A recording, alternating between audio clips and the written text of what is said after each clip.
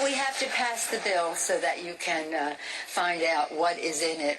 What? If you like your doctor, you will be able to keep your doctor. What difference at this point does it make? Doesn't make sense.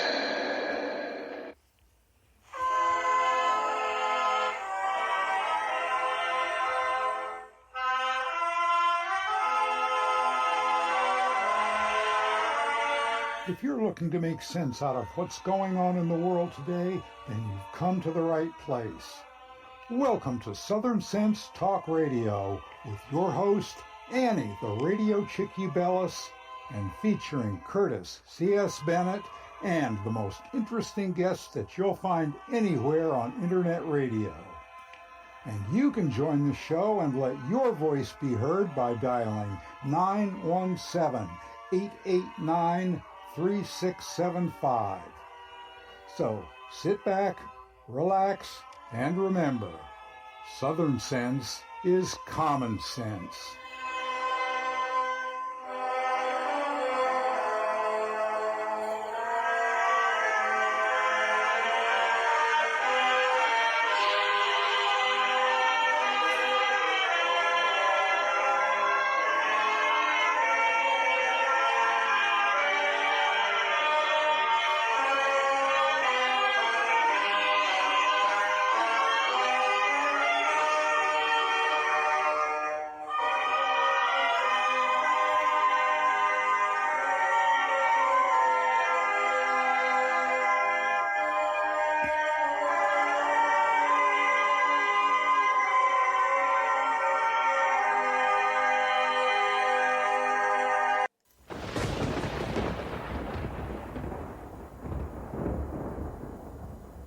When an emergency strikes, what's your first impulse?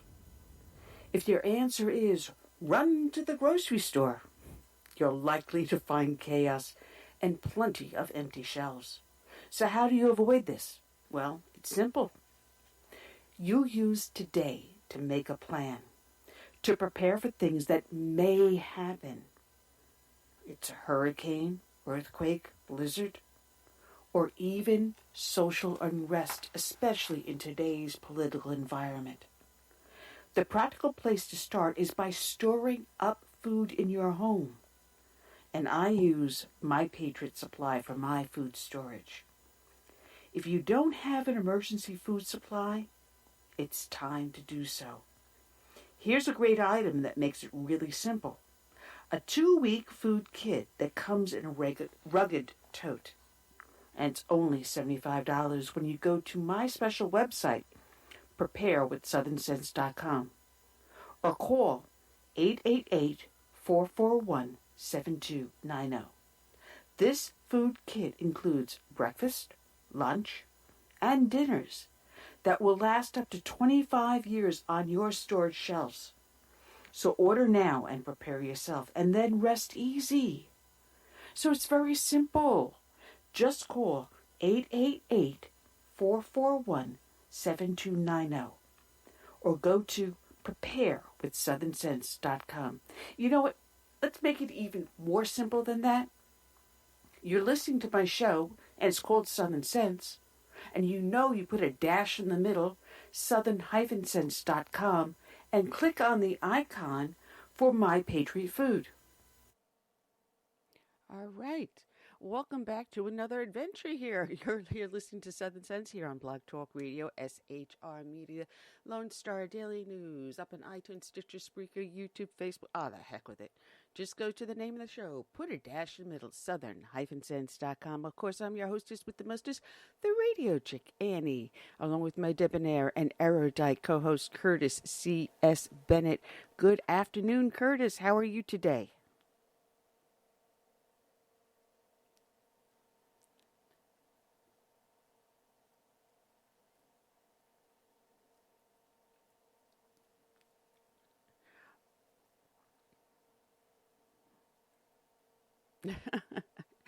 We are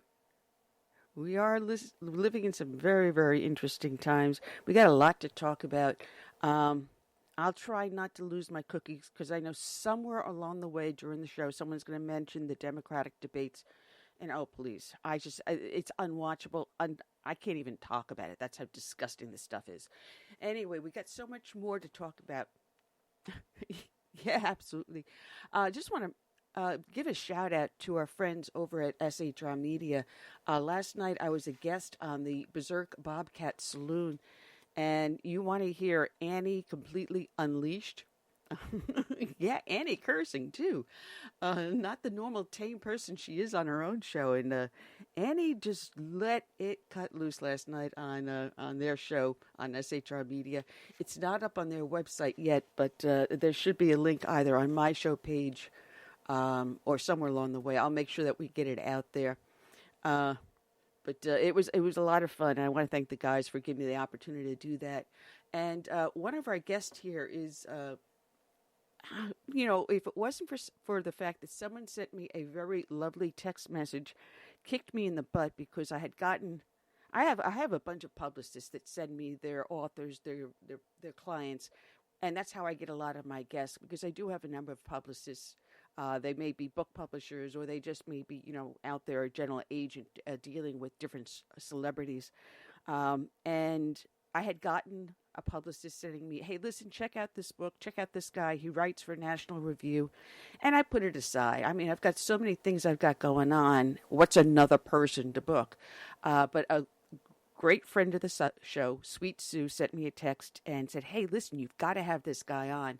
And I said, that name sounds familiar. So I did a little research and, oh, lo and behold, yeah. So I called up the agent and we do have that gentleman, Kevin Williamson, is going to be joining us halfway through the show.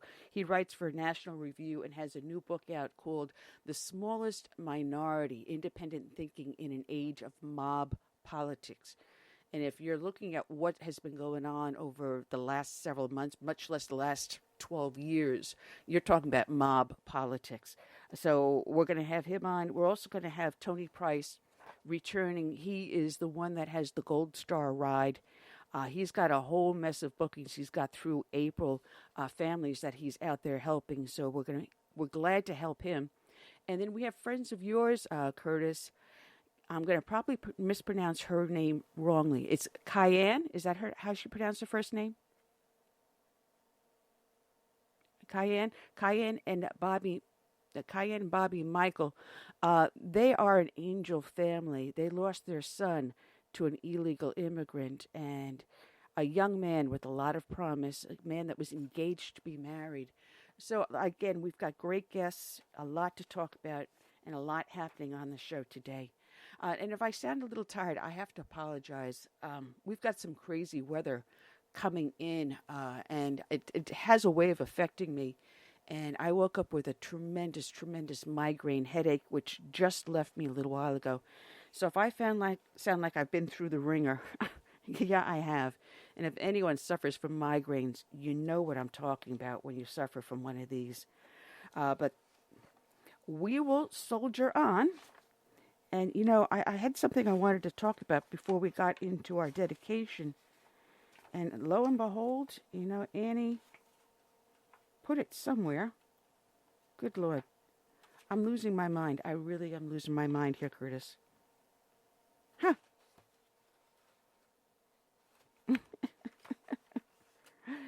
Yeah, no, someone had written an editorial and correlating it with suicides and gun ownership, as well as, it's probably right underneath my nose. And I'll be damned. I'm going to probably find it 5 minutes after we get off the air. Son of a bee. I hate when I misplace things. Anyway, trying to equate gun ownership or these states that have strict gun laws with suicide rates, saying how come California and New York have a lower suicide rate than anywhere else in the country. The guy's an economist, and I will find that article because I did respond to it. Otherwise, I'm going to have to go onto my blog page and pull it up, which might be a logical thing to do so I can talk about it. But in the interim, Those that listen to the show know that we start off each and every show with a dedication to a fallen hero. And before we want to get into that, I want to thank those that are listening to us up in the studio, and those that are here listening to us on Blog Talk Radio, and those that will show up in the SHR studio. I am not on Facebook or YouTube today. I'm trying to record it onto my computer. If it records successfully and I get all audio the way I should, I will then upload it onto YouTube and Facebook later on. But because I have such a problem with it, I'm not doing it. I'm not going to take that chance today. But again, thank you for joining me in the chats and bearing with me as I ramble on. But today's dedication, Curtis, is going to go out to not one or two, but to four fallen heroes. It's going to go out to Captain Andrew Patrick Ross, Sergeant First Class Eric Michael Emond, Staff Sergeant Dylan Elchin, and Sergeant Jason Mitchell McClary. They were attacked by an IED during Operation Freedom's Sentinel. Ross, Emond, and Elchin died on November 27th of 2018. McClary succumbed to his wounds on December 2nd of that same year. And this is coming from multiple sources, the first of which is from The Fallen and in the Military Times. Excuse me, as I'm starting to lose my voice here. It begins. Department of Defense released the identities of 3 U.S. Special Operation troops killed during combat operations in Afghanistan. 2 Army Green Berets and an Air Force combat controller were killed on Tuesday, November 27th of 2018 by an improvised explosive device in eastern Afghan province of Ghazni. 2 Army Special Forces soldiers were Captain Andrew Patrick Ross, 29, of Lexington, Virginia, and Sergeant First Class Eric Michael Emond, 39, of Brush Prairie, Washington. The 2 were assigned to 1st Battalion, 3rd Special Forces Group out of Fort Bragg, North Carolina. Andrew and Eric were invaluable members and leaders in 3rd Special Forces Group and Special Operations Community. Our most heartfelt condolences go out to the families of these brave men, said Colonel Nathan Prusson, the 3rd Group Commander. Special Tactics Airman was Staff Sergeant Dylan Elchin, 29, of Hookstown, Pennsylvania. He was assigned to the 26th Special Tactics Squadron at Cannon Air Force Base, New Mexico. Dylan was the guy everyone wanted to be around. In even the worst of times, he had a smile on his face and a way of lightening things up, a Special Tactics officer and former team leader of Elchin said in his statement. He was always going wherever it took to get the job done. Dylan had an unusual drive to succeed and to contribute to the team. He displayed maturity and stoicism beyond his years and was always level-headed, no matter the situation, said Lieutenant Colonel Gregory Walsh, commander of the 26th Special Tactics Squadron. Our thoughts and prayers go out to the Dylan's family, fiancé, and friends.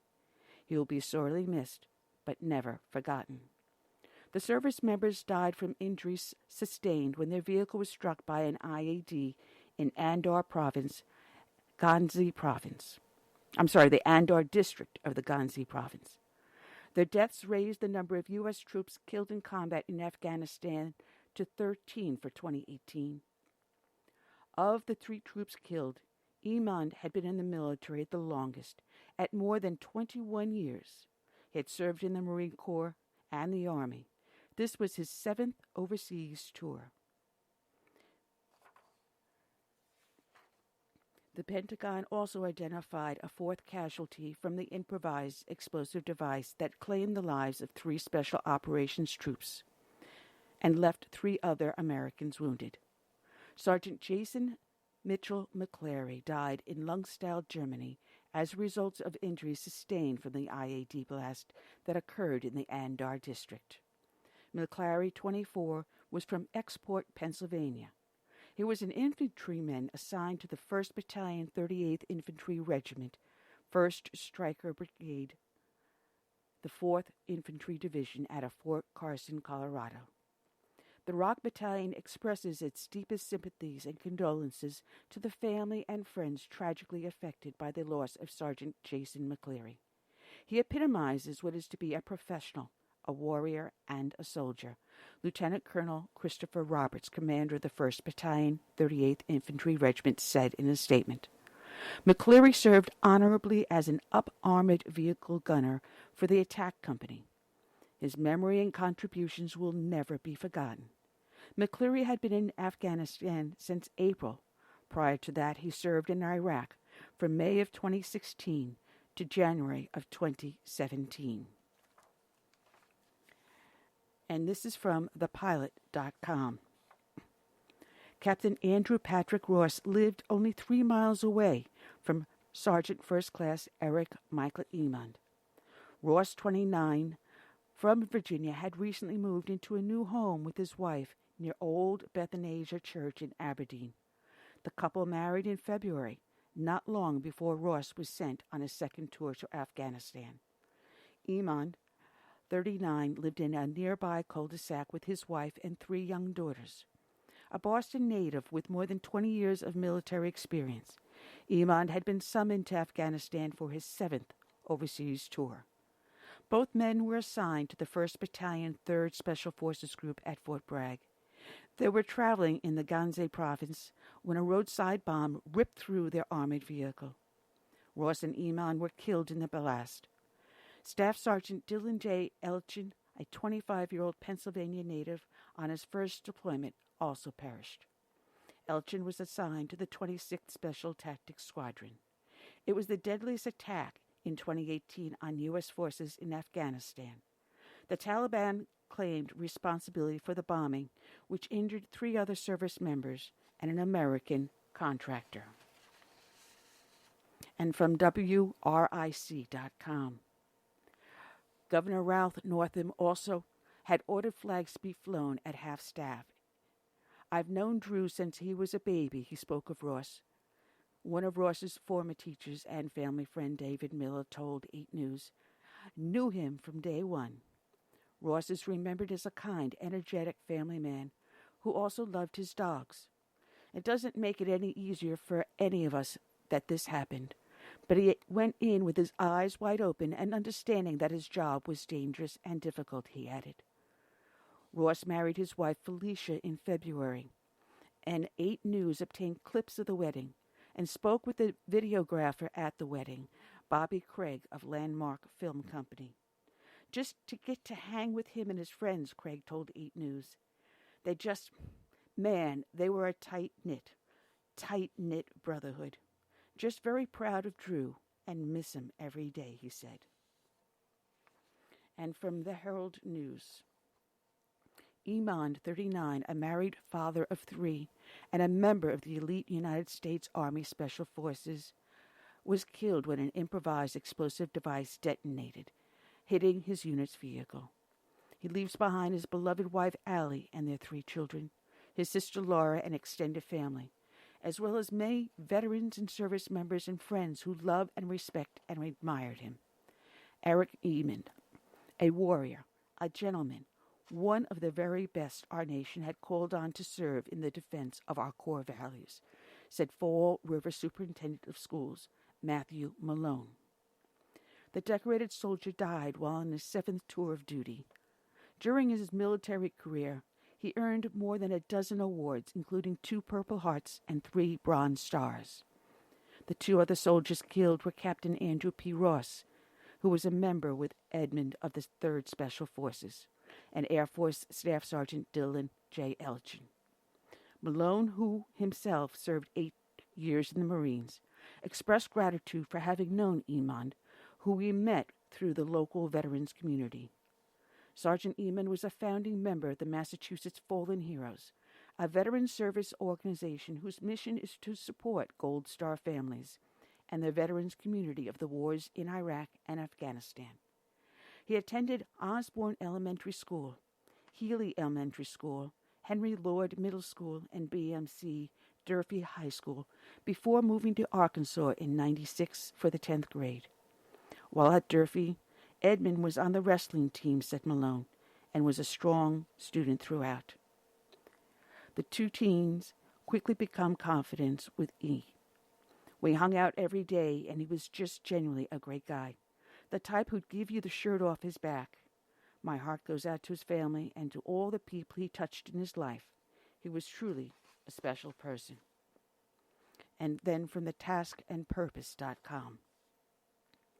Dozens of airmen from Elchin's unit, the 26th Special Tactics Squadron based in Cannon Air Force Base in New Mexico, and the 24th Special Operations Wing at Florida's Herbert Field, traveled across the country to Moon Township to join the fallen airman's family and pay respects to the brother at arms who gave his life in the line of duty.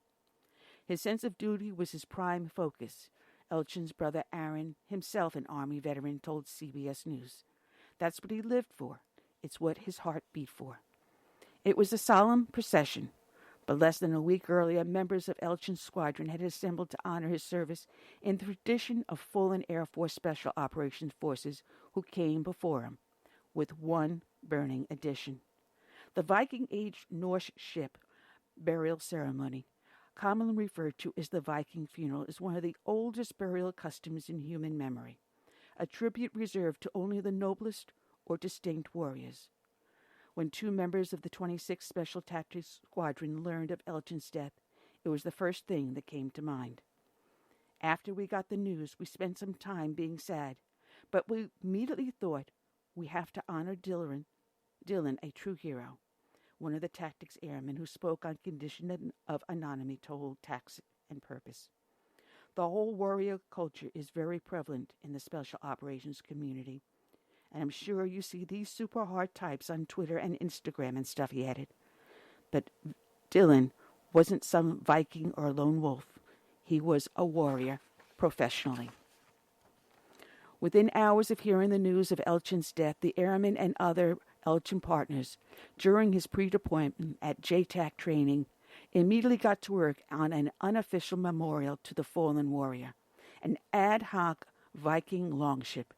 They bought lumber and scrounging scrap wood from the area surrounding Cannon Air Force Base, working around the clock for 36 hours. The final result was a vessel about the height and length of a full-size Toyota Tundra. None of us had woodworking experience, the airman said. It was trial and error. On the evening of December 1st, just days after Elchin's death in Afghanistan, a group of 80 people assembled for the pyre. Without access to a body of water, the airmen secured permission to relocate to a nearby farm. A fire truck from the local fire department idled nearby on standby, just in case the flames got out of hand. A lot of people came out to support. Other people from the unit, their family members. It was an unofficial memorial, the airmen said. With their family and fellow airmen assembled, an airman launched a flaming arrow into the sail of the Viking vessel, which quickly burst into flames. Unofficial memorials are common among special operators lost since the Gulf War and terror. But as far as the airman could tell, such a pyre was not a common thing. What followed next, however, was far more common. As the fire burned, the assembled crowd raised their glasses in honor of Elchin and gave one toast. Here's to the men that wear the beret. Not blue, not black, nor tan, not gray. But the maroon and the red we wear on our head, like the blood our brothers before us have shed. May we all grow old together and never die, so we may tell the stories of why we fly. The blood, the sweat, the tears we give, first there that others may live. We really try to honor our teammates the best way we can. Here's a huge part of our culture as the memory and remembrance of our fallen comrades have died, the airman said. Dylan was dedicated. He did it all for his country. He was a patriot. He lived a simple life with purpose. And finally, from WPXI, in honor of Sergeant Jason Michael McClary, the last who died at Langstroth, Germany, as a result of his injuries he suffered while in Andor province. McClary survived by his wife and 2 sons. he was assigned to the 1st Battalion, 38th Infantry Regiment. And from his wife, I sat there and I held his hand, and I told him what the kids had been up to and what the baby had learned, said Lily McClary, as she described the final moments by her husband's bedside. She told Channel 11 he suffered a massive stroke after coming into contact with the IAD on patrol. I had to make the decision to take him off his breathing tube and to just let nature take its course, she said. It was something we had gone over before. He said if he was ever hurt and never going to make it back to a normal life, he said, let me go and move on with life. The two had known each other most of their lives, going to Kiski Area School District together. After this deployment, Jason was planning to get out of the military to spend more time with his family. He realized how much he was missing. He loved his job more than anything, but he still wanted to give it up to be home with me and the kids, she said. Even though he's gone, he still left me a whole future that he has built for me. I get to live with my kids, and I can't thank him enough for that. Today's show is dedicated to these 4 heroes. It is also dedicated to all the brave men and women that serve in our military, from the birth of this nation through today and into its future. And we also dedicate the show to all the brave men and women that serve as first responders, be they law enforcement, firefighters, or emergency services. We dedicate to them this song by Todd Allen Harridan, My Name is America. May God bless each and every one.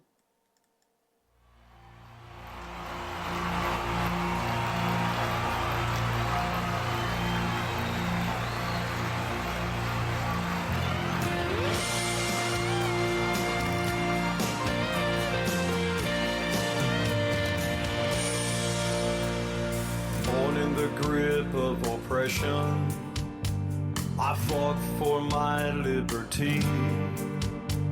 I paid with the blood of my people. Freedom has never been free. Now my door's always open to dreamers and friends. When I'm attacked, I protect and defend, because my name is America. I stand proud and free. My name is America. Don't tread on me. I cannot be broken. I cannot be shamed. If you hurt me, I'll get stronger, and I'll rise up from the flames, and I'll always stand proud and free. I'm America, don't tread on me. America is my name. My strength was not taken from others. Others gave it to me. They believe in the virtues I stand for, my respect for humanity. Now I'm challenged by tyrants who envy my power, but their vicious deeds become my finest hour, because my name is America. I stand proud and free. My name is America. Don't tread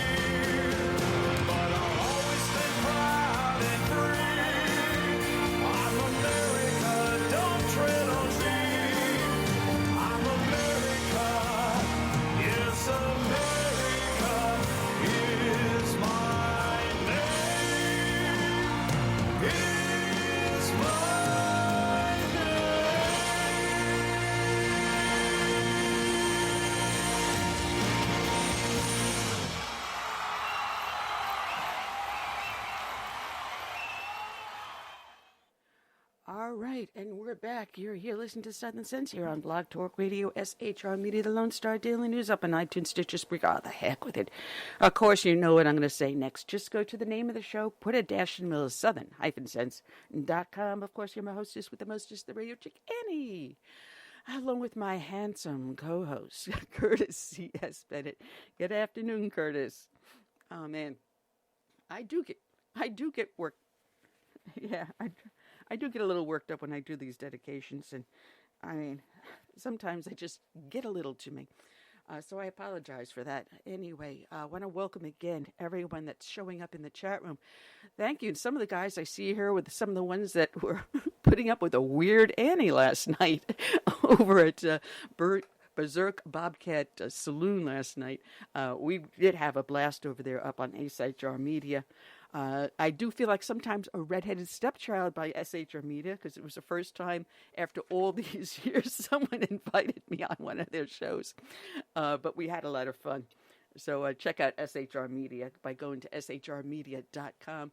Anyway, Curtis, before we went on the break and before I did the dedication, I was talking about this op-ed piece that this clown put on. And would you know, it's, of course, in the new LA Times. It was written by a professor. He is a dean at, I believe it's Chapman. Yeah.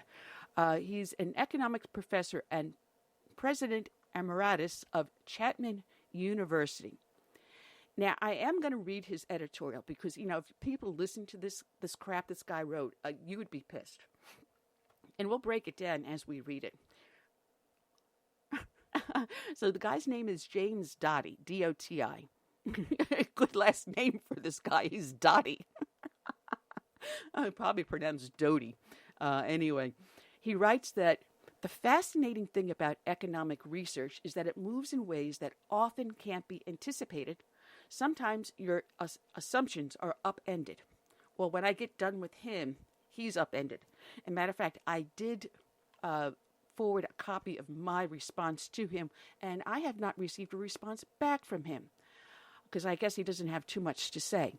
He writes further, I was recently a part of a research team, here's the problem right there, that showed that people living in states with relatively high taxes tended over time to move to states with lower taxes.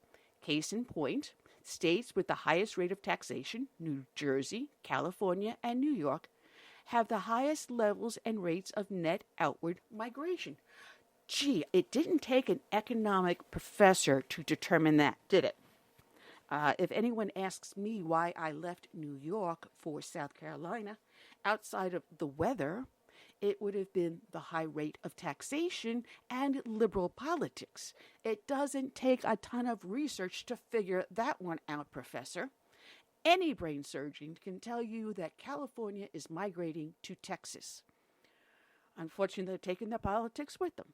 So now he goes further on, and you can tell I'm rather snarky today. It goes further on, is that I was recently, in the course of that research, I came across statistics that showed New Jersey, California, and New York as having the lowest rates of suicide. How can it be that the three states with the highest tax rates can also have the lowest suicide rates? Taxation rates and suicide rates really do not correspond.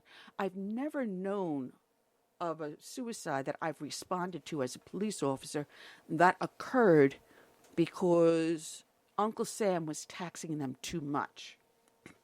If anything, people would refuse to pay the taxes and let Uncle Sam come after them. But I've never known anyone to commit suicide because the IRS or New York State or New Jersey or California tax services were coming after them. And they commit suicide because of drug addiction, alcohol addiction, family problems, domestic violence.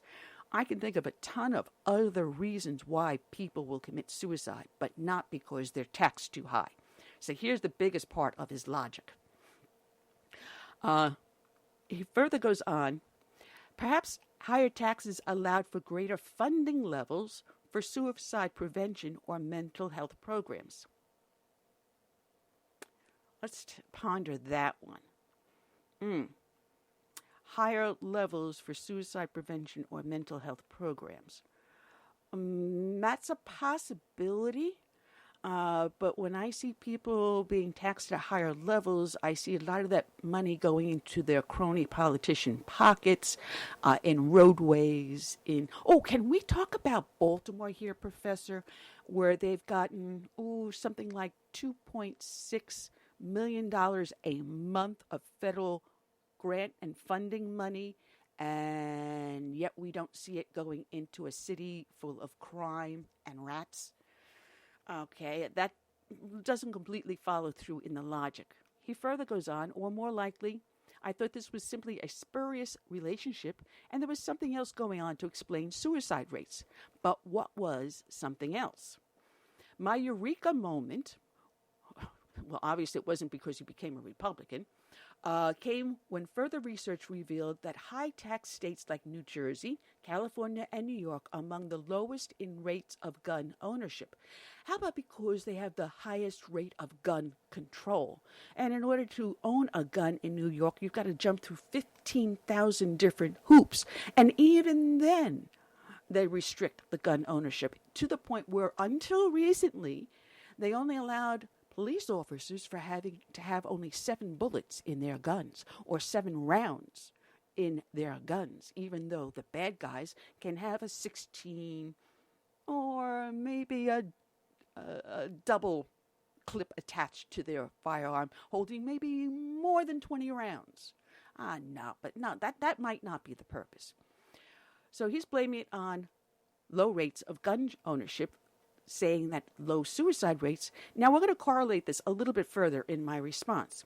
And he says, at the same time, states like Montana, South Dakota, and Wyoming have something else in common besides low tax rates.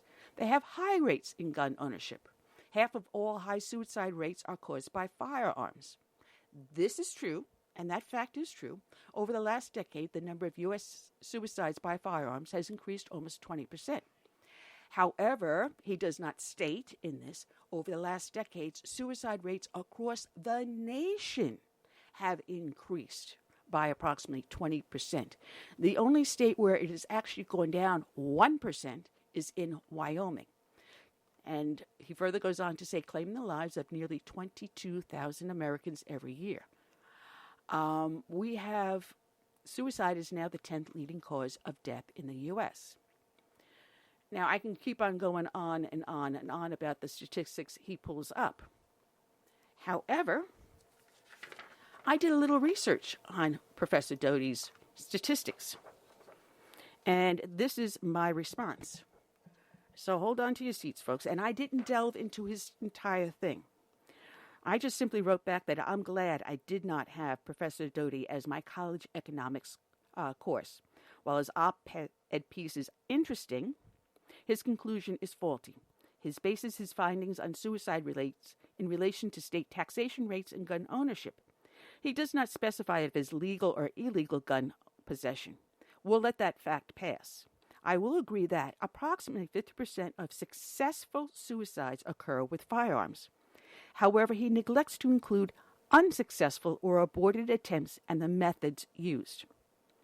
Of the 129 suicides that occur daily, 22 or more are by our military veterans, who would have a higher probability of access to or of gun ownership. A Harvard study on lethality of suicide attempts states that a number of factors are theorized to influence the lethality of a given method. The first is inherent deadliness. For example, car exhaust with a high CO2 level will be more deadly than a car exhaust with low CO2 level. The second is ease of use. A method that requires technological knowledge is less accessible than one that does not. The third is accessibility. Given the brief duration of some suicide crises, a lethal dose of pills on the nightstand poses a greater danger than a prescription that must be hoarded over months to accumulate a lethal dose. Similarly, now catch this one, a gun in the closet poses a greater risk than a high bridge 5 miles away, even if both methods have equal lethality if used. The fourth is ability to abort mid-attempt. More people start an attempt and abort than carry it through. Therefore, methods can be interrupted without harm mid-attempt, such as an overdose, cutting, CO poisoning, and hanging suffocation. Offer a window of opportunity for rescue or a change of heart that guns and jumps do not. The fifth factor is acceptability to the attempter. Although fire, for example, is universally accessible, it is rarely used in the U.S. for suicide. Per mentalhealthamerica.net, there is 1 death by suicide for every 25 attempts. Therefore, it stands to reason that individuals who employ a firearm as mode of attempt are more likely to succeed. Furthermore, the same site states 40% of persons who complete suicide have made a previous attempt. 9 out of 10 people who attempt suicide and survive do not go on to complete suicide at a later date. Poisoning, drugs, overdoses are the most preferred method of attempted suicide and have the highest rate of failure or interruption, compromising 71% of all attempts. And this is found at thetrace.org. So while 82% of attempts by firearm are successful, only 1.5% by poisoning or drugs are successful. So if we apply Professor Doty's logic, reducing access to drugs and poisons would be far more advantageous to preventing suicide attempts and aid in mental health treatments and therapies. I can only personally conclude that Professor Doty's intention of his op-ed piece is to further the cause of gun control policy wonks at the expense of our Second Amendment rights and freedom-loving Americans. What's your thought on that, Curtis? Did I lose? Doty's Dotty?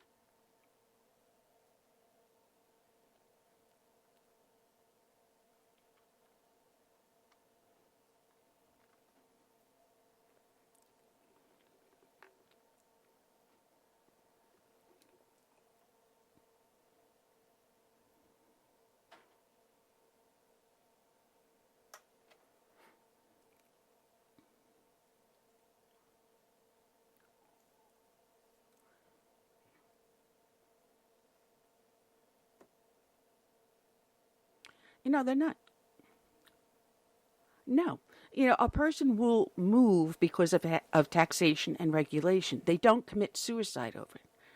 A person commits suicide because there's a mental illness here. I mean, I have a family member that has attempted this several times. And it is sometimes a subject very dear to me because I've also lost friends to suicide. And the person that commits suicide doesn't think about the people they're leaving behind. It actually happens to be a very selfish action, the act of suicide, because all they're doing is thinking about themselves and no one else. They're locked in their own world, and it becomes a mental illness, and it needs to be treated as a mental illness. I may sound cold and callous when I say that, when you consider that 22 of these suicides that occur out of 129 a day are of our military men and women, veterans and active duty. And I have to add in now, a large number of police officers are now committing suicide. In New York alone, within the last month, as I know of yesterday, in New York City alone, 4 police officers committed suicide. That means the pressures that are being put on them, which are not economic, these are social pressures. These are domestic pressures. These are pressures that are being put on these men and women that they can't deal with. They are not being treated for what they need, whether it's PTSD or the traumatic brain injury, if it's because they can't cope with getting back into civilian society, that there's no one out there to give them that hand up they need to get their life together. These are the mental illnesses we need to be dealing with to prevent suicides.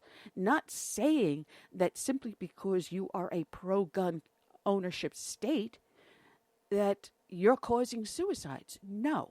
Let's look at the root cause of what causes suicides, what causes people to attempt them. And then maybe also look at why people don't attempt them a second time. Why is it that 70% of people that attempt suicide never go on to attempt it again? What caused them to change their mind? And maybe we can use that in a mental treatment and use it to prevent further suicides. And, it is very obvious from his editorial that he is someone that wants gun control. It's a con job, his article.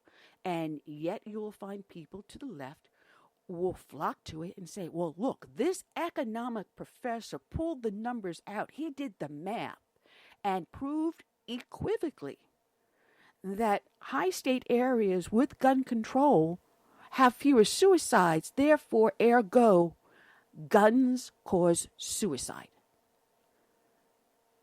The logic is faulty.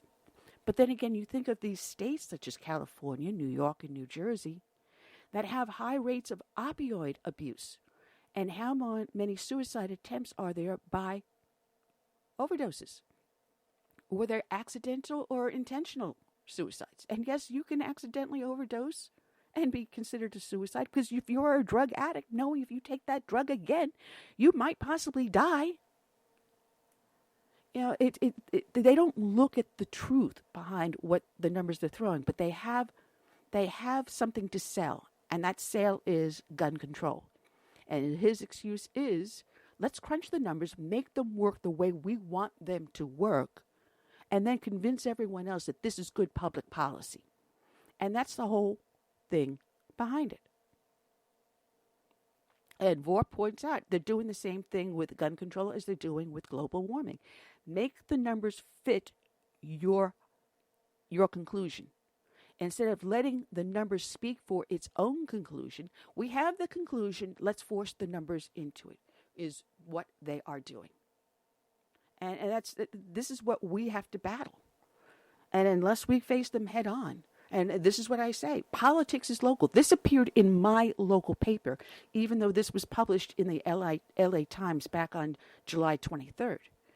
So why would the editorial the editorial staff of my local communist rag, called the Beaufort Gazette, Island Packet, print this editorial at this time?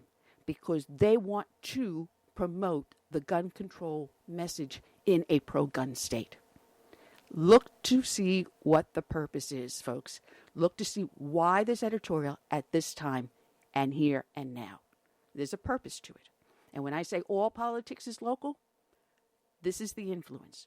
Knowing full well here in the state of South Carolina, like in Texas and in other red states, people are coming to us because of less regulation and less taxation. They are bringing their liberal politics with them.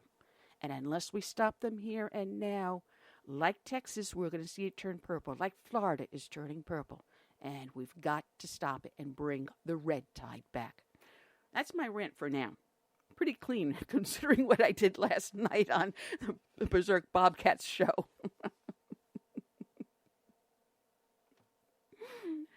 Oh, man. Well, we've got in a few minutes, our first guest is going to be calling in. Tony Price is going to be returning. He's got the Gold Star Ride organization. And he actually changed his flights. He was going to be flying out today because he's got a series of Gold Star rides he's going to be doing across the nation to support the families of these fallen men and men and women heroes in our military. Now I just lost my train of thought. No. We were texting each other back and forth last night. So I apologize. Like I said, I had a bad migraine earlier today, so I'm not exactly thinking clearly. But otherwise, excuse me. Otherwise, I don't even know what I was going to talk about now, Curtis. I just lost my complete train of thought.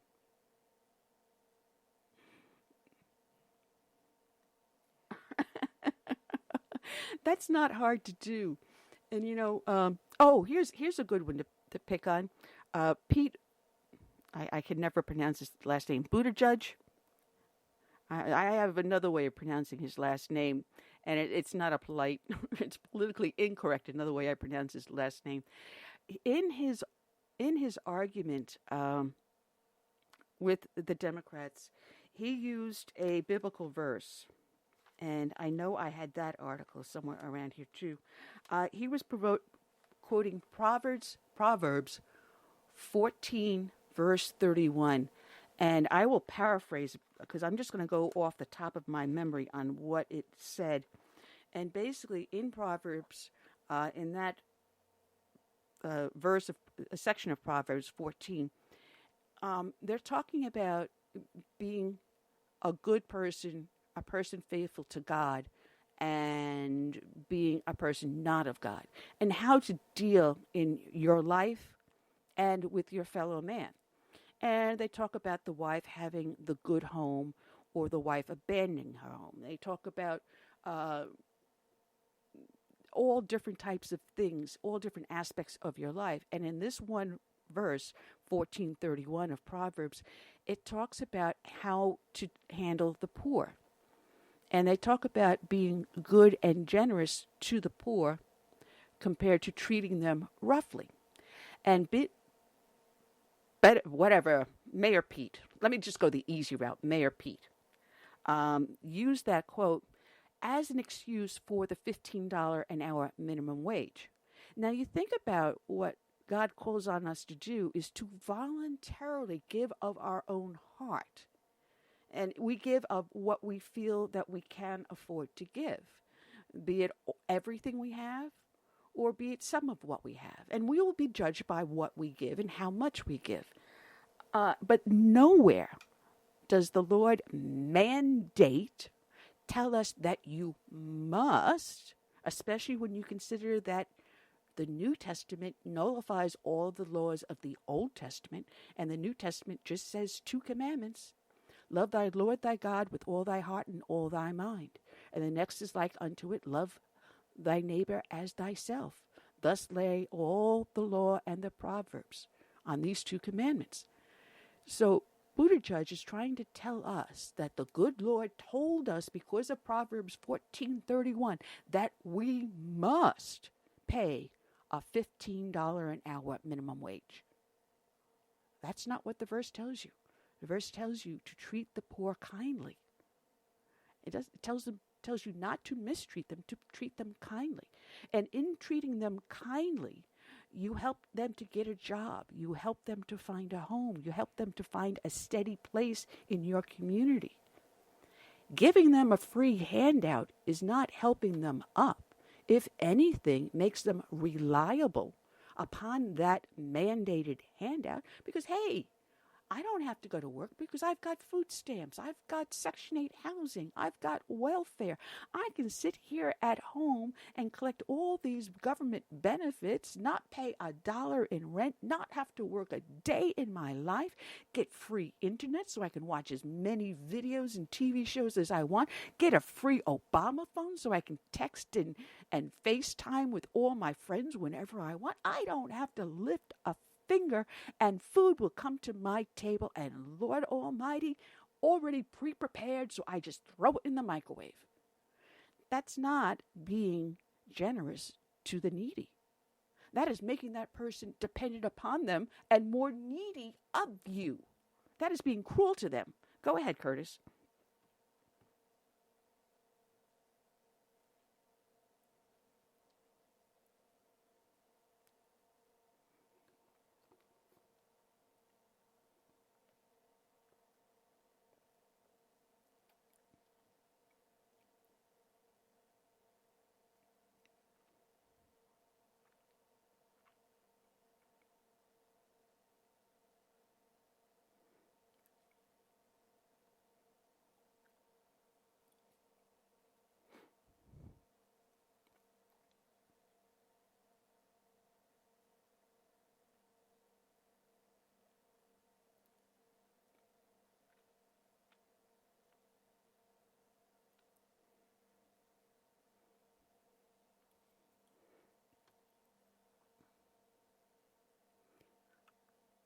Now, Yeah, I had a very hard lesson, and not too long ago, just a handful of years ago, and I consider myself a generous natured person. When I see someone in need, I will go and give whatever hand I can. I've been known to read about an article where someone got burned out of their home, and I'll show up with some clothing. And one woman lost everything, and I had a spare computer, and she was going to school, and I says, well, you lost everything. Well, hopefully the school can help you get it all back.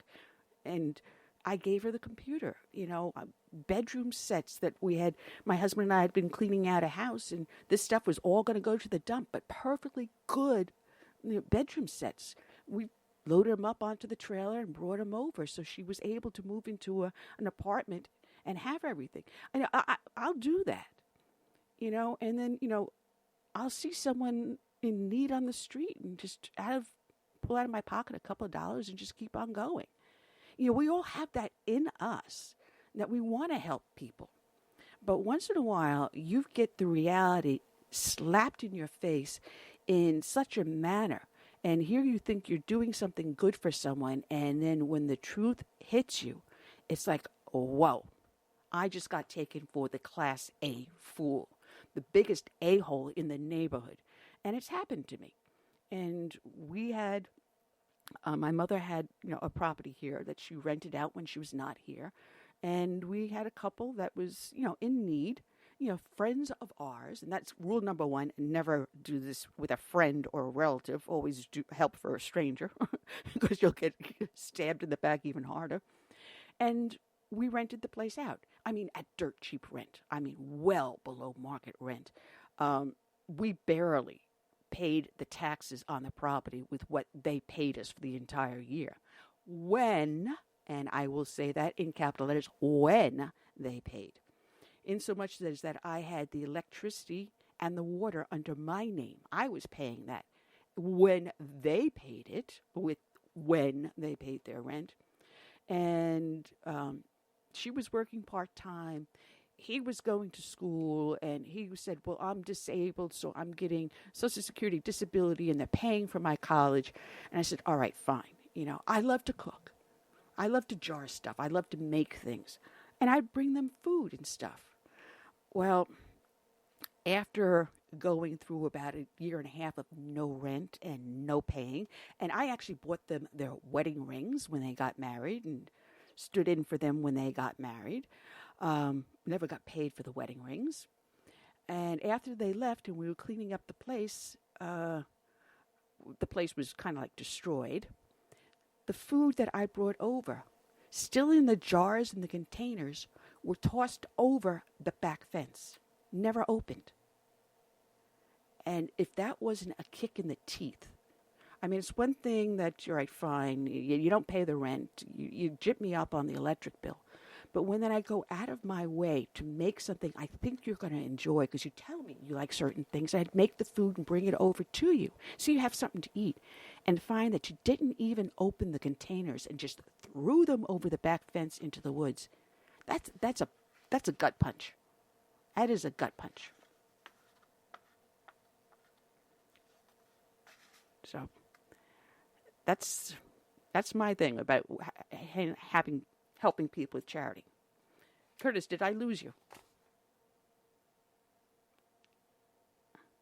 I thought you fell asleep. Fell asleep.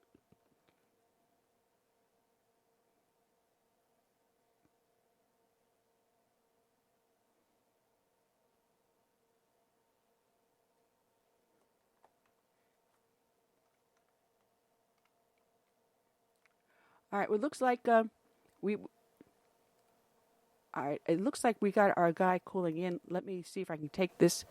And do we have you here with us, Tony? All right. Yeah. Hi, Tony. Curtis, are you with us too?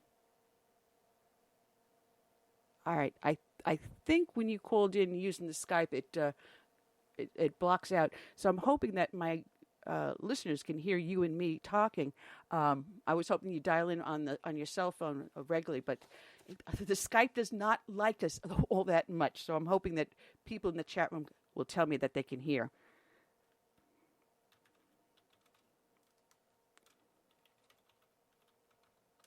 All right, I'm just asking them if they can hear you. Just let me know, guys, in the chat room, if you can hear Tony on the conversation. We've got Tony Price with us. He is with the goldstarride.org. And you are, we did the start of the show with a dedication to 4 of our heroes that fell just last year in an IAD attack in Afghanistan. But you reach out to families that have been forgotten.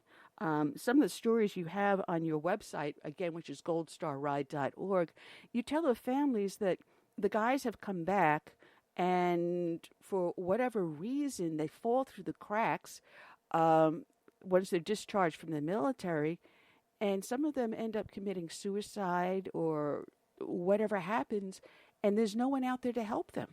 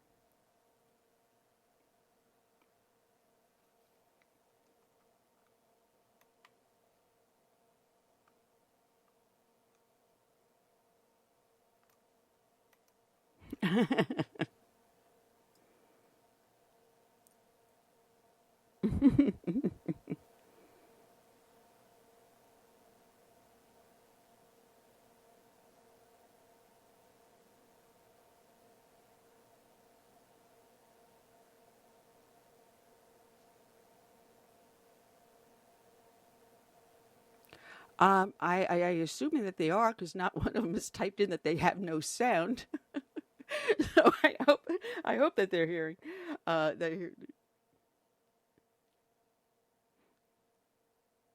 Okay. Well, you're a little bit different than a lot of other charities because you have no paid executives. Everyone that's in there is a volunteer. They give of their own time and their energy, as well as whatever talents and assets they have. So so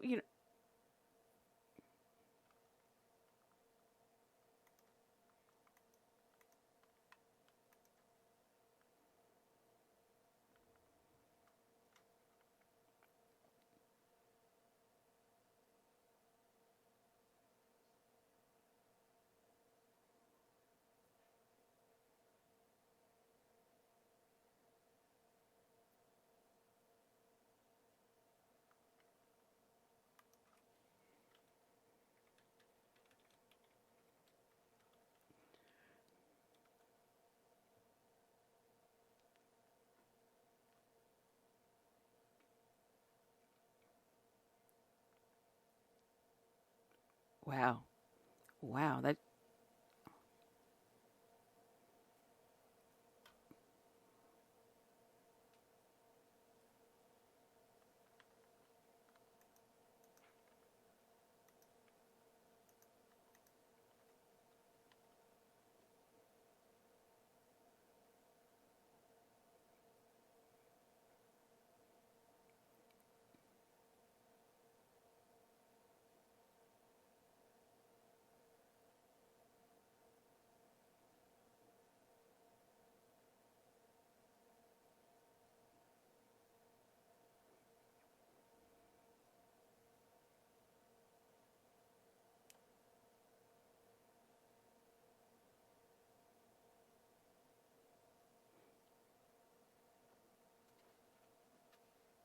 Well,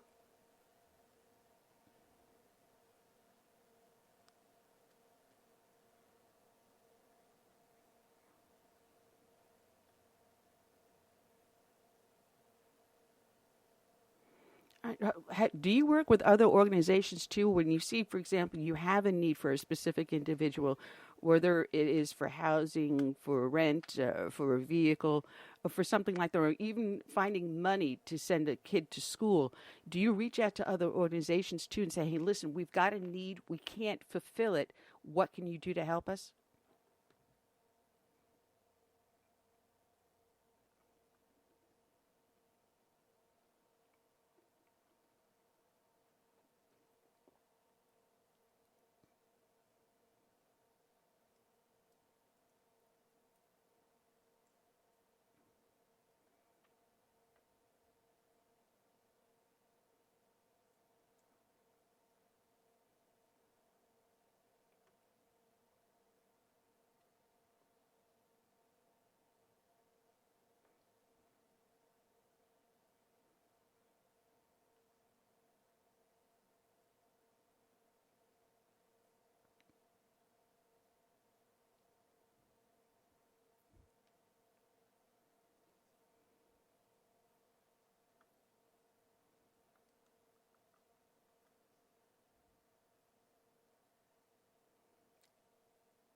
Ah,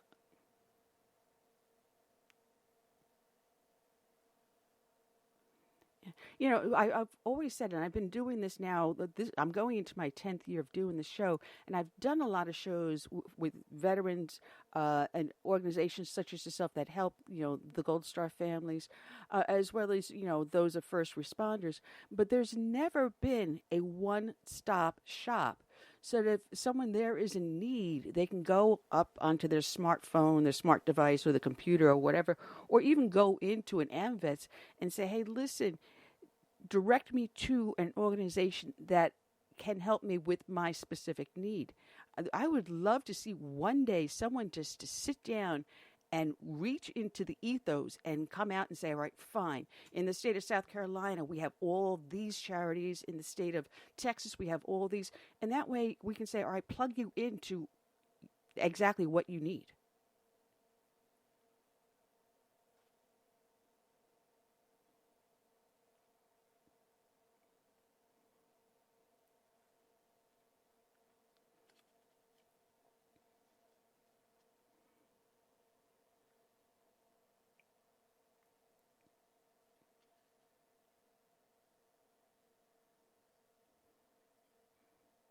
Yeah, it's just a shame. And, I have a favorite saying when I deal with my people in my Tea Party, and it says, the ego stays at the door. And it says, if I don't know about something, tell me. If you think there's an issue here that I should be looking at, tell me. Because, hey, I'm not omnipotent. I make mistakes. I'm human, but I need input from everyone else in order to make this right. And that's the one problem I see with this, a lot of these organizations. Someone gets to the top and says, well, I'm the boss man, so everything has to come through me. And all you do is you hurt everyone else.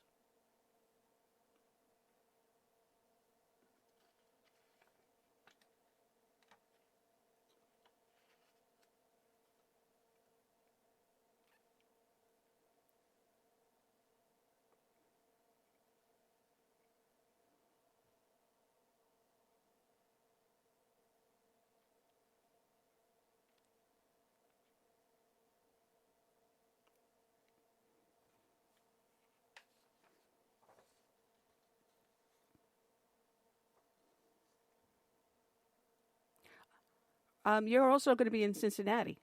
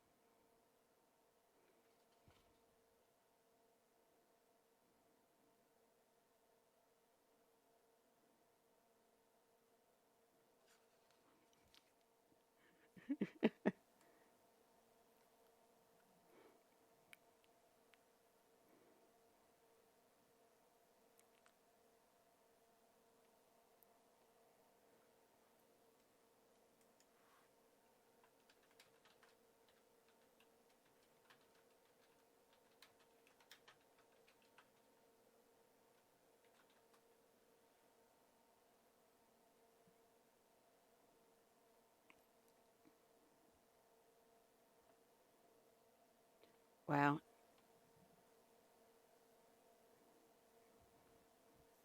Wow.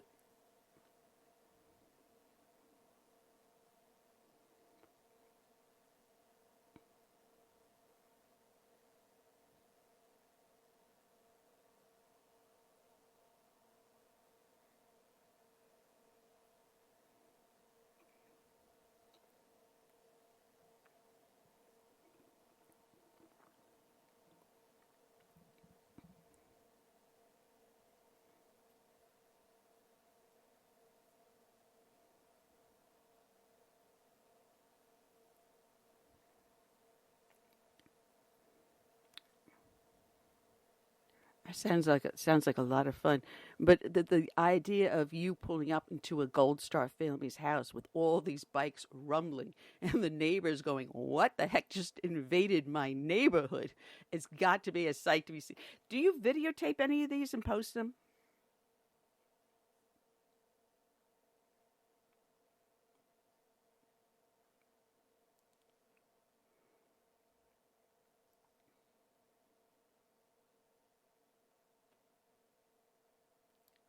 He got me.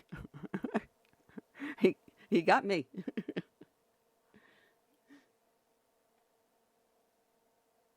Yes. Yeah. Yes.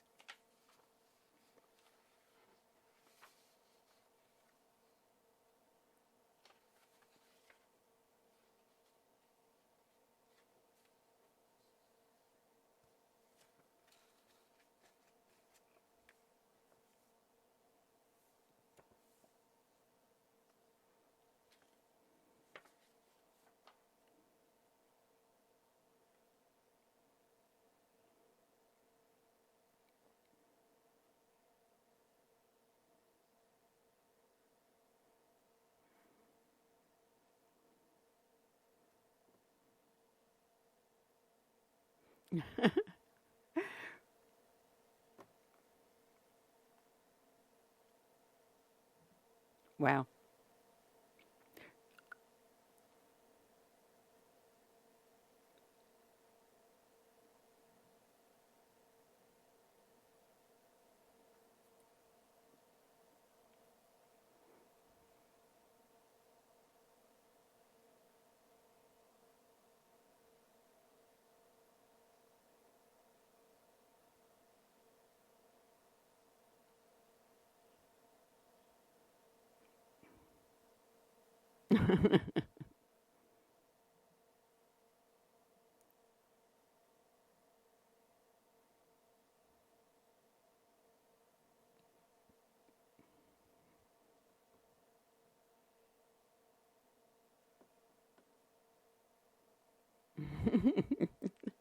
And bring the wife along?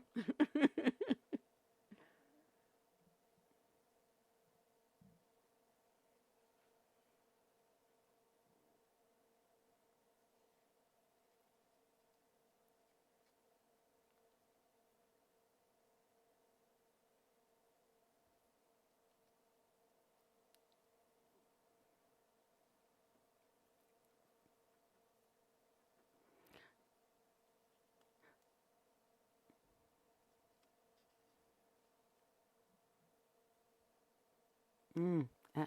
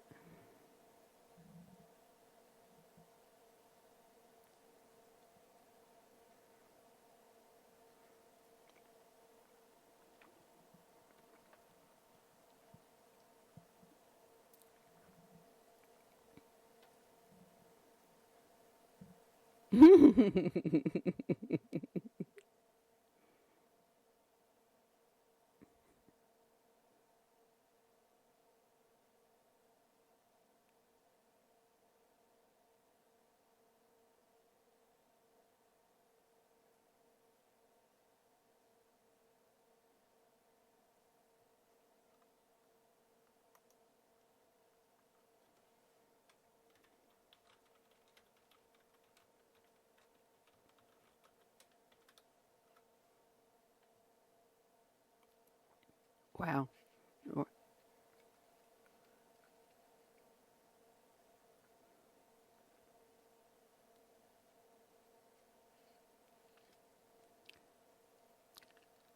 All right. Well, I'm hearing from people in the chat room that they cannot hear you. So we've been talking about 15 going on almost 20 minutes, and no one could hear you. So if you do have a few seconds left, if you can dial directly in with that number I gave you, and let's see if we can get you in and get my co-host back.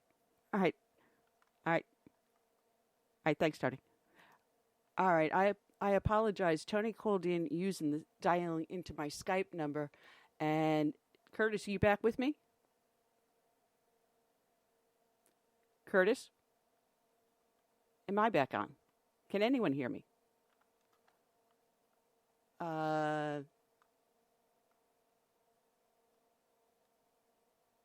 Anyone hear me? And it looks like I got knocked out.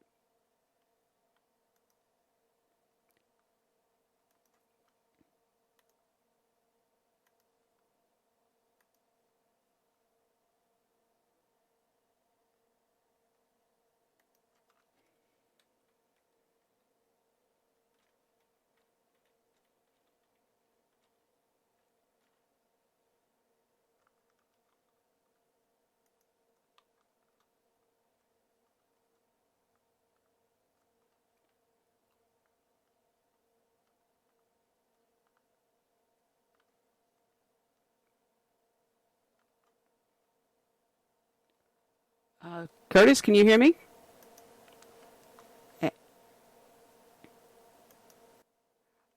Okay, I got knocked off.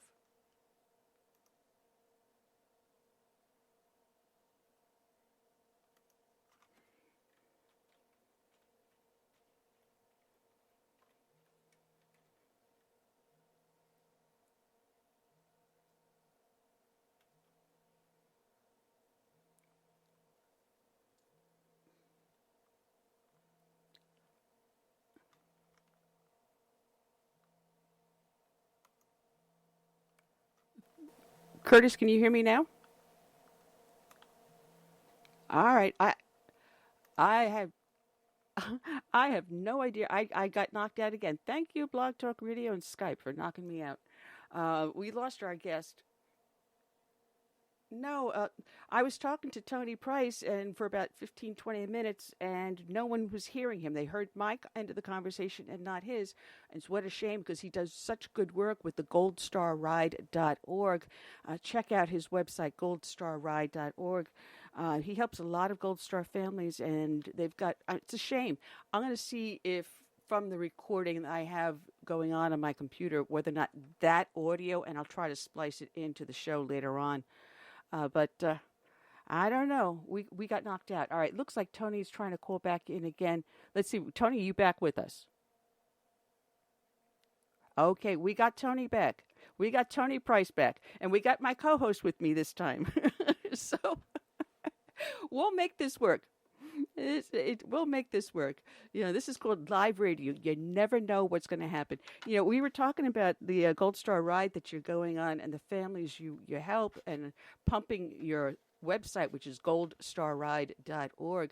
And it's a shame that the listeners couldn't hear everything we were talking about, because as we were saying, that we have a lot of men and women, once they are detached from the military, they fall through the cracks, they don't make it, and their families are left with a huge hole, whether it's financially, emotionally, and they need people like you to reach out and help them get themselves back on their feet and get their lives back in order.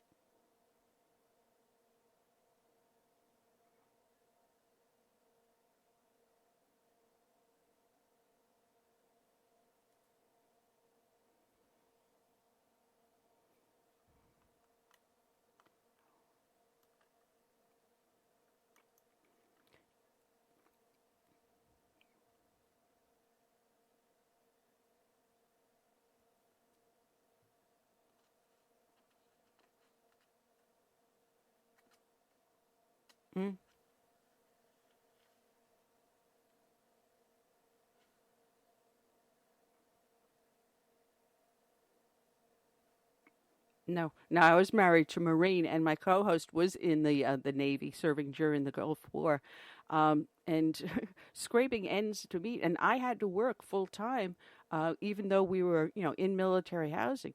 And what people don't realize is that when one of our heroes falls, the military really doesn't care. Well, I shouldn't say that honestly, but you have a very short time after that loved one has passed. The body comes home. He or she is buried. You got to get off base.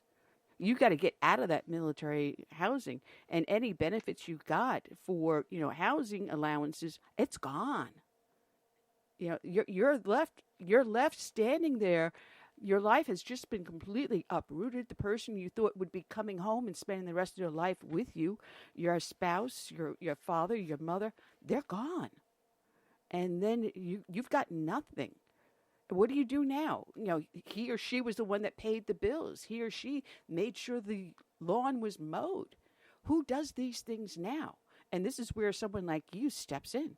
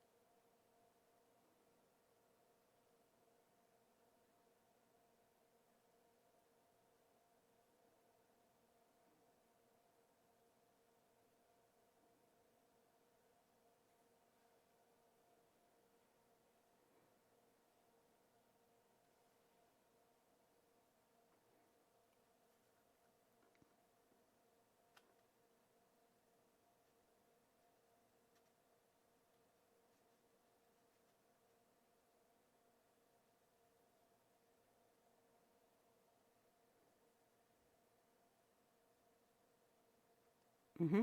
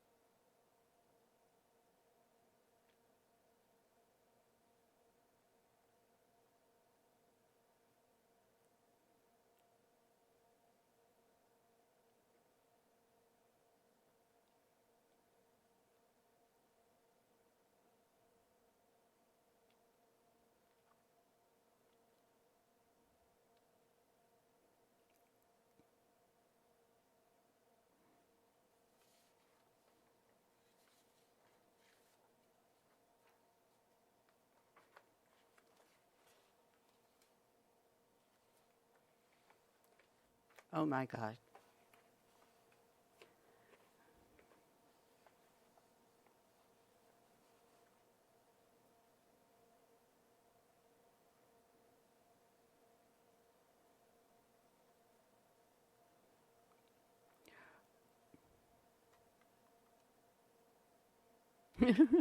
Well, Tony, it has been. Well, it has been a pleasure, and I will give you a little hint because, like a lot of my other guests, I do suspect someone in Fox News watches or listens to the show because you're not the first person that said shortly you've been on my show, you ended up on Fox. So it bodes well for you. But,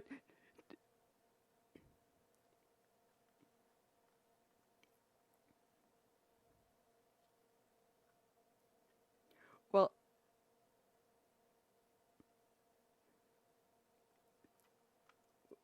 well, Tony, I won't.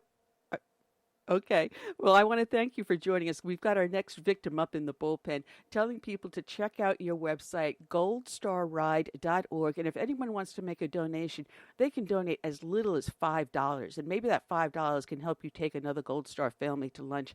Tony, you do such great work with the Gold Star Ride Foundation that people can find at goldstarride.org. God bless you, Tony.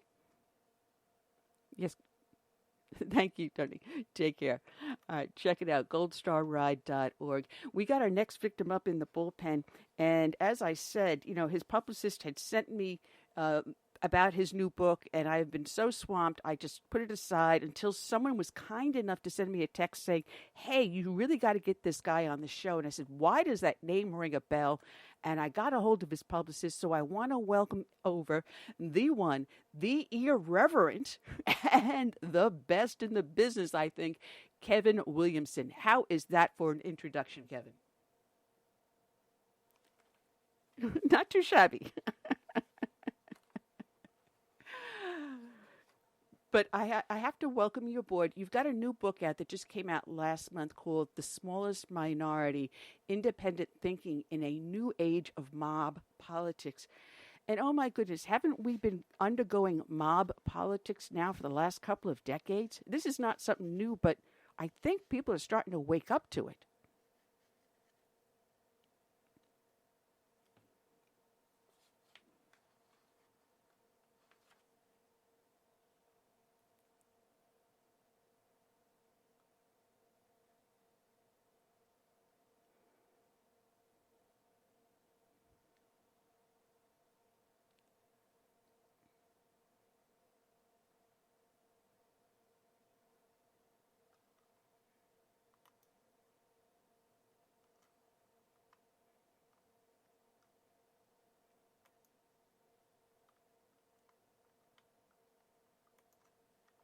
No, you can't.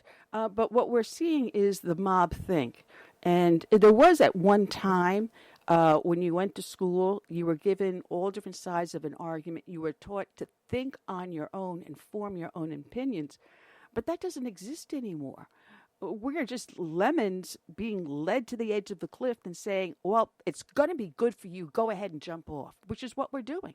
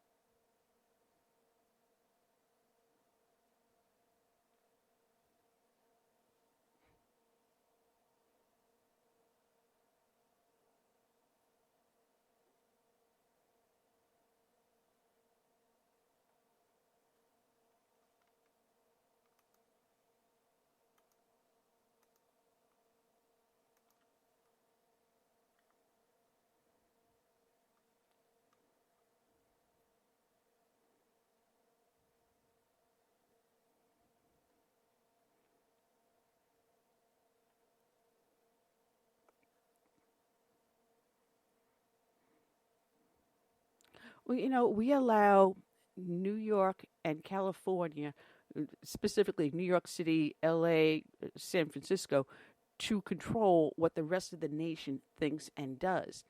And I've said this many, many times on the show here. The uprise of smart devices and social media has changed the dynamics of our society. Man is a social animal. You need some sort of an interaction. But rather than having that one-on-one human interaction where we can exchange ideas and likes and dislikes, we're relying on these little tiny devices and how many likes we get on Instagram.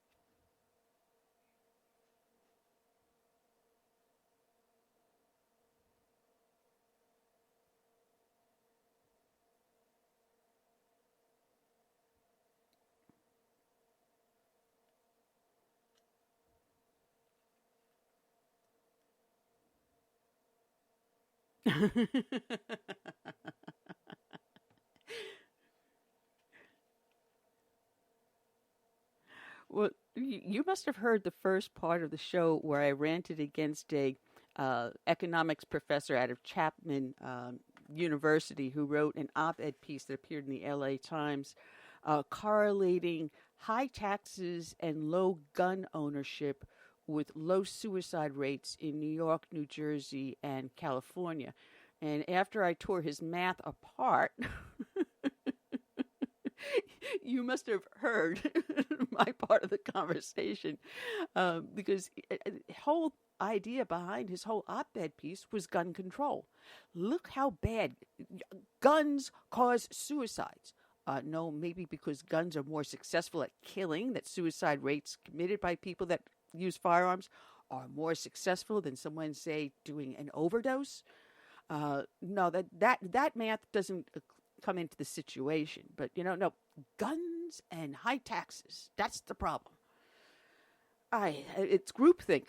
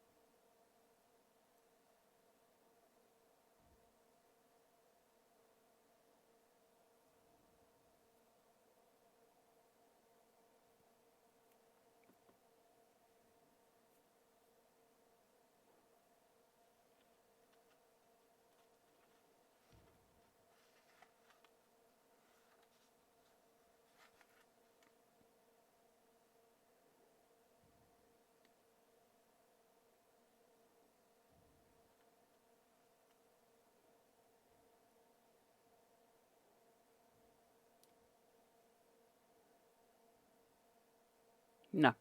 No, we're the beauty about America is that we're not one size fits all, and yet they try to squeeze us into that. And it's something that you address in the book, but I have to apologize. I have to admit that 99% of the authors I get on the show, I've read their book. But because I got a hold of Keilah just yesterday, I haven't had a chance. So he's going to have to send me the book. I'm going to have you come back on because there's so much to talk about. Because just reading the synopsis on it, you and I are of the same mind on this one. You know, and what I found funny when doing the little bit of research I had on there, you did an interview. Oh, good Lord. I'm trying to remember where the heck. Oh, on the Morning Joe. That got so twisted by NARAL. And this is something that just a few conversations ago with you crossed my mind about this new groupthink that we have out there that everyone has to now think along the same lines. Also, we no longer have the centering around the church, the family. We have a loss of a moral direction. So hence, we're finding ourselves being assaulted. And the social media picks it up going, oh, because they're saying this against these people, they've got to be right. So now you're the bad guy. Being a moral individual is a bad thing.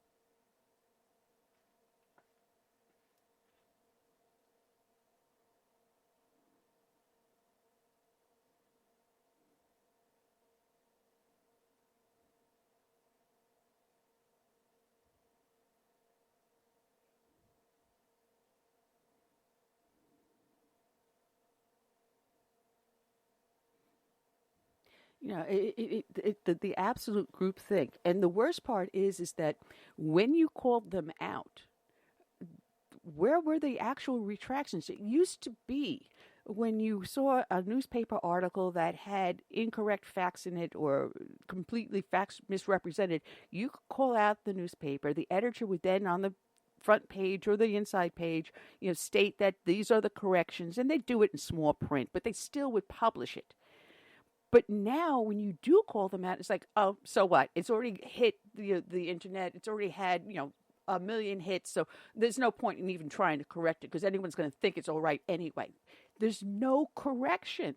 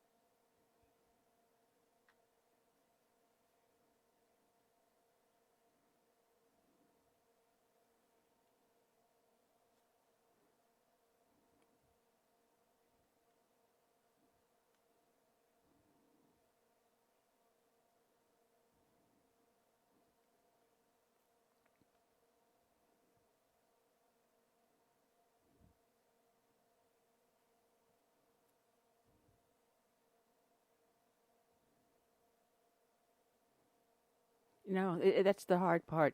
Because I, on Facebook, got attacked by my own relative, and I pointed out, this is, listen, I don't go onto your page and attack you. There is a certain etiquette between family members. I said it's one thing when a troll does it, but when it happens to be a family member, and that's just crossing the line. And he backed off on it. But that's the whole thing. We're doing it to our own family members. I mean, my co-host Curtis, that's sitting there in the background, I think he fell asleep, Curtis, has said that because of his political views, you've actually had family members disassociate themselves with you.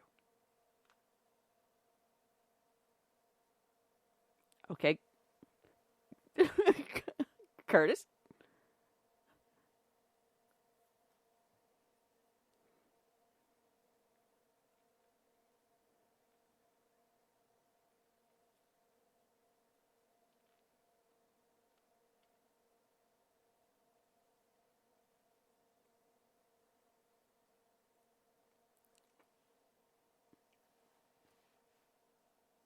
Well, the only reason why I use it is that I can post the show out there to people that follow my page, and that's the only reason why I find it useful. People go, well, I sent you a message on Twitter. It's like, well, I last looked at Twitter a week ago, so let me look now. So, but I'm sorry.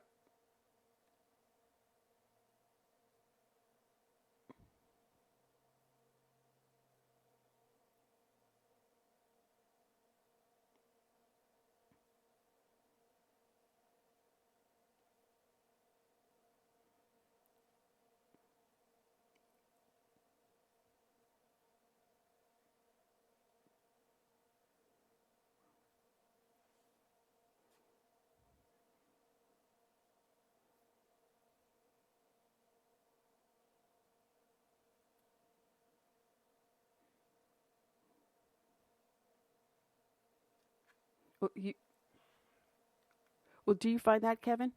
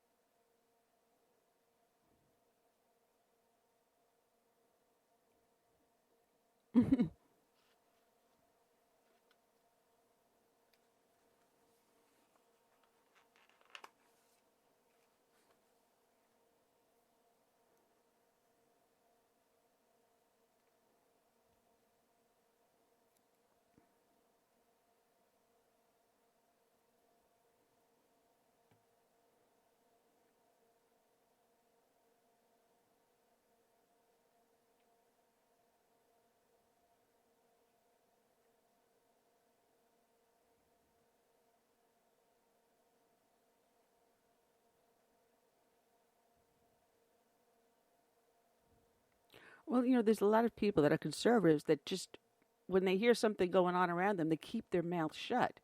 They won't wear the Donald Trump hat because they're afraid someone is going to confront them.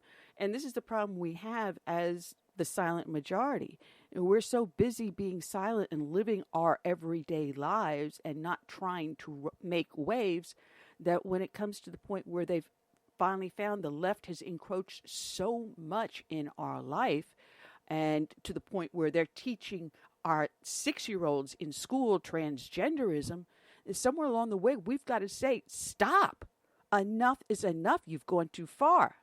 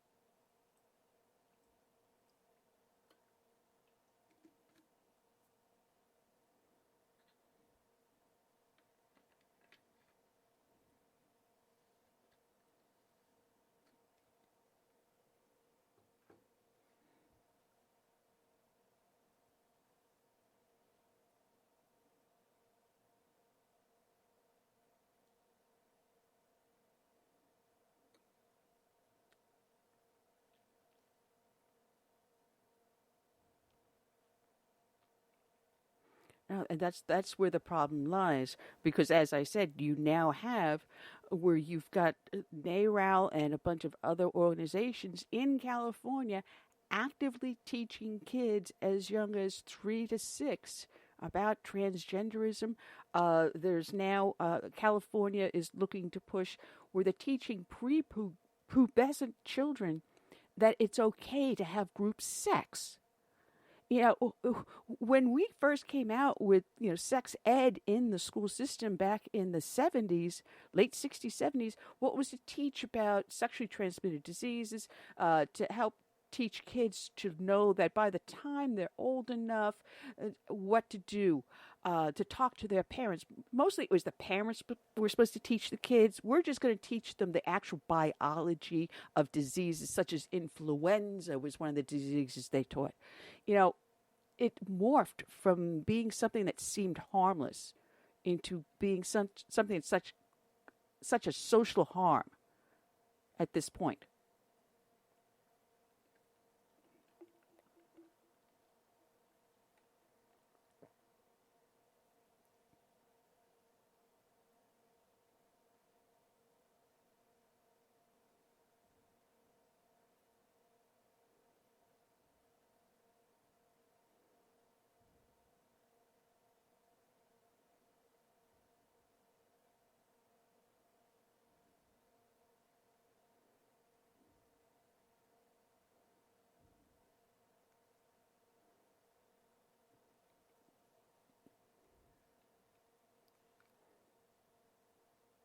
That's the law in New York. I mean, if a New York employee misidentifies someone by their gender, it's first a $200 fine or possibly up to 2 years in jail. Nice society that we've now got ourselves into. You have now the actor Mario Lopez, who in an interview with Candace Owens said, hey, listen, you're teaching these kids about the LGBT community a little too early. Let me decide when my child's ready. And all of a sudden, he gets attacked by the liberal left, and he's got to do a flip-flop. We allow them to cave us under, and that's another problem we have to address. Where do we stand our ground?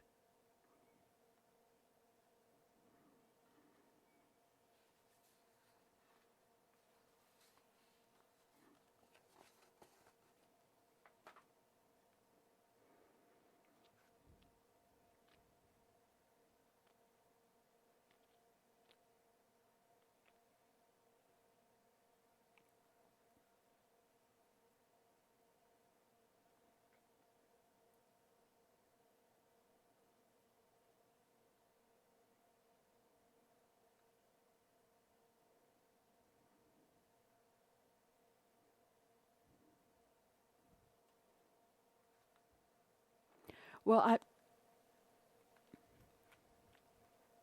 we only have you left for a few more minutes. I wish I had more time with you because I had a whole list of stuff I wanted to touch on you with.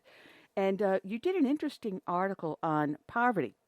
And we heard the huge thing with Elijah Cumming and Baltimore. And when I looked at the figures about the amount of money under Elijah Cummings as their congressman for that district, the amount of money that went into Baltimore from the federal government, I sat down and did the math, and it came up to something like over $2.5 million a month got plowed into Baltimore, and it did nothing. Instead, it's got the second highest homicide rate in the nation. It's a 60-something other percent poverty rate, well, almost triple the national average. And yet, because we mentioned Baltimore as the example of poverty in the United States, it's a bad thing.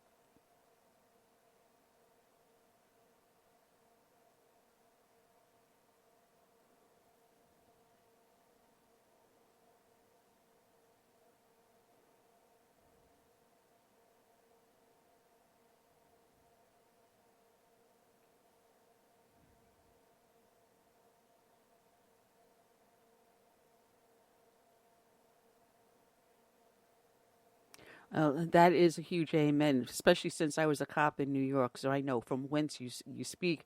And my co-host is from the Philadelphia area. I mean, there are areas that even we were afraid to walk into. And I can tell a story that I rode with one cop one midnight, and he said, well, let's go make a couple of easy drug busts. He turns around, puts his uniform hat on backwards. He's in full uniform, gun belt and all, stands in line with a bunch of people waiting to buy their drugs, gets up to the front where the dealer was, arrests him. And everyone goes, well, how'd you do that? He was in line in full uniform, and I just waited there for him and make the arrest, walk out, boom. You know, there are areas in the cities that do need help, but throwing money at it is not the answer. Kevin, it has been marvelous. People can find you up on National Review, the magazine of William F. Buckley. I'm so jealous. You've got a new book out. It's not your first. People can find your books up on Amazon as well as Regenary Press. And the newest one is The Smallest Minority, Independent Thinking in a New Age of Mob, if I can talk straight, mob politics. And I'm going to get a hold of Caleb and get you back on. It is too much fun talking with you.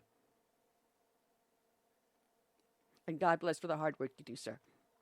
All right, check out Kevin Williamson up on National Review and his book. There's a link on the show page. Just click on it and get his book.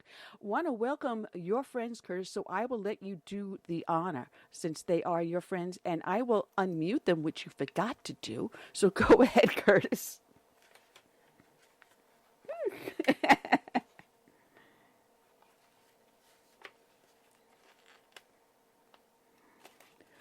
Good afternoon, Kiyan and Bobby. Oh, it is a pleasure to have you. you are an angel family, and we were talking earlier with Tony Price that works with the Gold Star families out there. But you've taken a tragedy and you've turned it into a positive. And I'm so very sorry for your loss. Reading the story, it just had me crying. You lost your youngest son to an illegal immigrant. And people don't understand the damage that is done to our society when we allow a criminal element to remain within it, whether they're here legally or illegally. You know, breaking the law is breaking the law, and there has to be a consequence for it.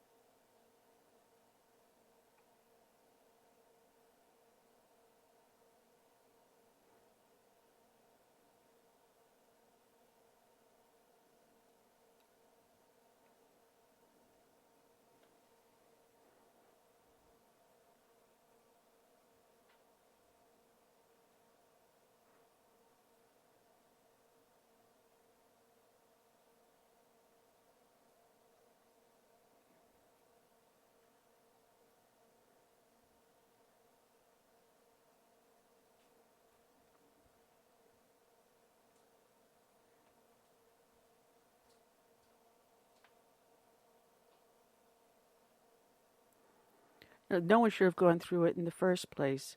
I haven't lost a family member, but I did lose a friend to someone who also was deported twice by an ICE agent I knew personally.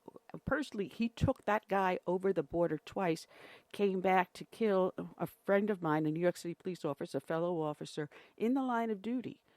It was a huge, famous case in New York City back in 1989. Bob Machadi, Officer Machadi, was killed by an illegal alien. It is a cost, but we have states and cities that turn a blind eye to the illegals within the midst. New York City was a perfect example as a sanctuary city. We were not allowed, when we knew and took someone into custody, we knew to be here illegally, an illegal alien, we were not allowed to notify ICE. And this is something that we need to get the nation to wake up to. You break the law to come here, so you've already committed a crime. And then you'll compound it over and over again by allowing them to return after they're being deported. But no, we're the bad people. You're the bad people there. You're the ones that are doing the wrong, because these people just want to come here and make themselves a new life. They're the victims. You're not. How do you respond to that?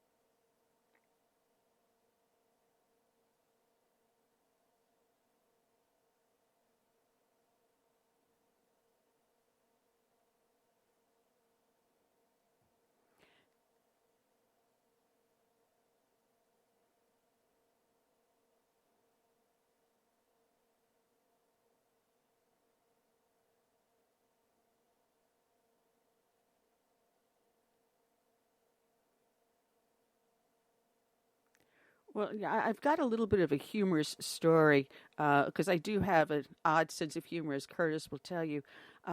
Just last month, we had a local group protesting Trump's policies on illegal immigration, and they were doing this huge walk from a parking lot to go towards downtown.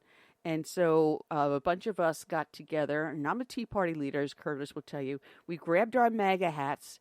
My husband was waving the American flag, and we stood on the outskirts of their protest.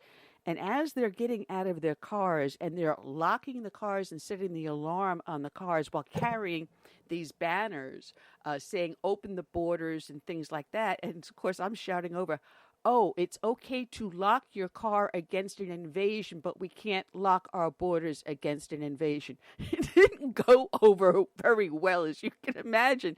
But you think about their logic. Here they are, they're locking their car so that it's not going to get broken into, but it's okay to allow them to, as you said, invade our border, steal our services, and steal the lives of our children. That's okay. But you'll lock your car. Keilah, am I thinking at this the wrong way, or am I looking at it the correct way?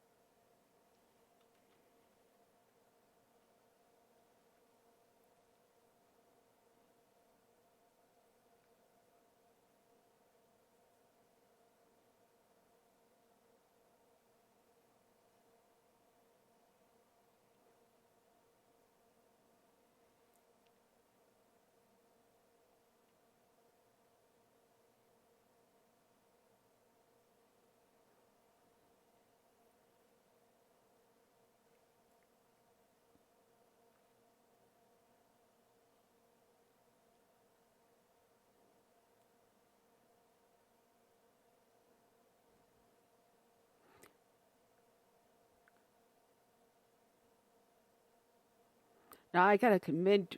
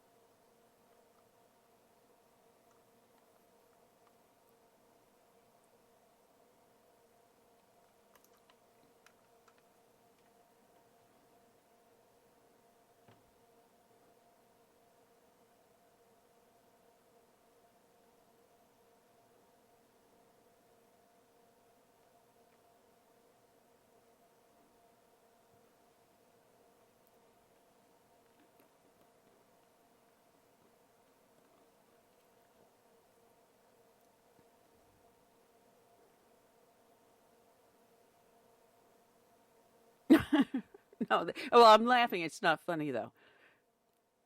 It is it is safe.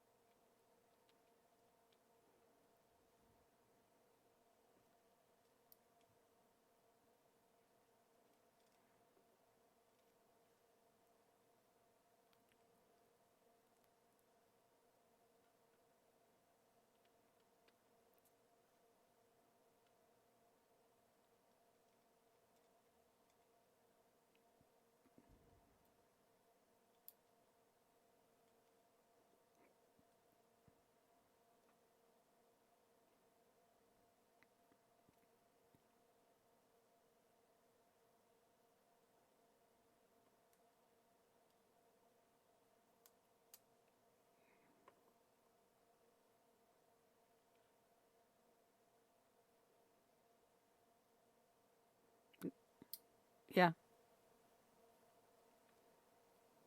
Yeah, it's a shameful thing, and it's not going to stop anytime soon. And someone had asked in the chat room why Trump isn't doing anything. Trump has made multiple attempts to close all these loopholes, either through executive order or trying to get legislation pushed. But every time he uses an executive order, either the Ninth Circuit or the Sixth Circuit, there is a suit filed against him. And this is why he's trying to turn the courts over, appoint as many judges to the Ninth and Sixth to change the tenure of of these courts. So he's on a losing battle at this point. Now the Ninth Circuit is starting to shift. He's getting more and more conservative judges on there. And hopefully by the time he ends his second term, he will completely turn both of those courts. And that will be something that we see for the next 30, 40, 50 years.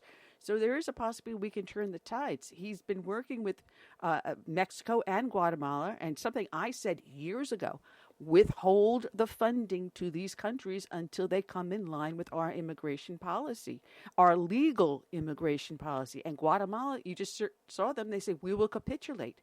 Mexico now has, 250,000 police troops, on the border now. Is that, I got the right number, or is it 25,000? I know they moved a tremendous number of their police up to the border to start to stem the tide. It's an uphill battle, and unfortunately, you've paid the ultimate price, and your family's not going to be the last. We know this. And it just doesn't matter to some people. It should, because it's not their child. It doesn't matter to them because it's not their child.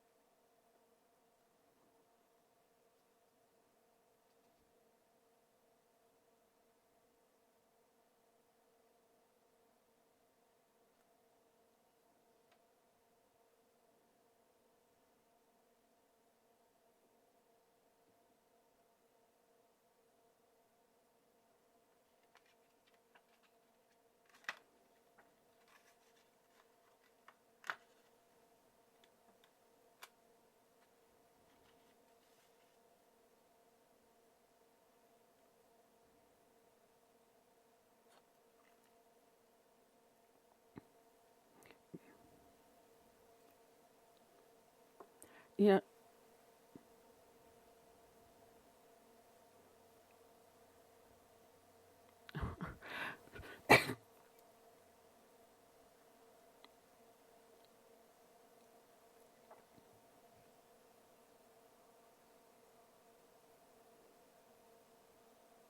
Oh, jeez.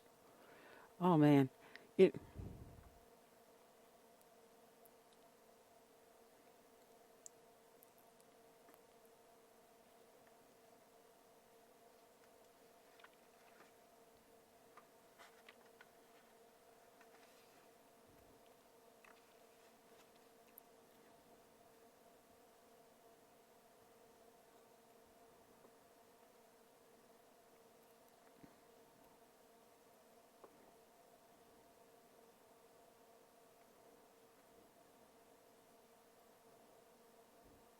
No.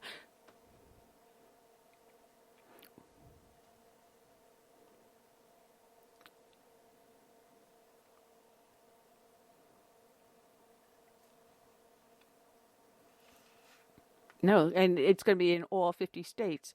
And I have a friend of mine, the ICE agent that deported this illegal that killed my friend.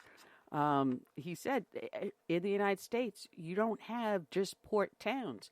Every single state in the United States is a legal point of entry. It's a port. Every single 50 state is a border state.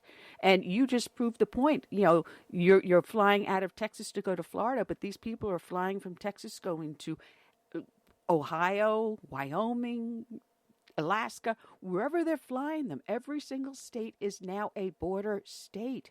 And, you know, you have gone through so much, and, you know, my heart just breaks for you. And I sometimes don't even know what to say, because what do you say? There is nothing that we can say except to help you fight your cause, which you've put together the Brandon Randolph Michael Foundation. And God bless you for that hard work you do on that foundation, you know, to get the message out. Now, my question to you is, I know that they had Build the Wall Symposium in Texas last weekend. Were you there for that?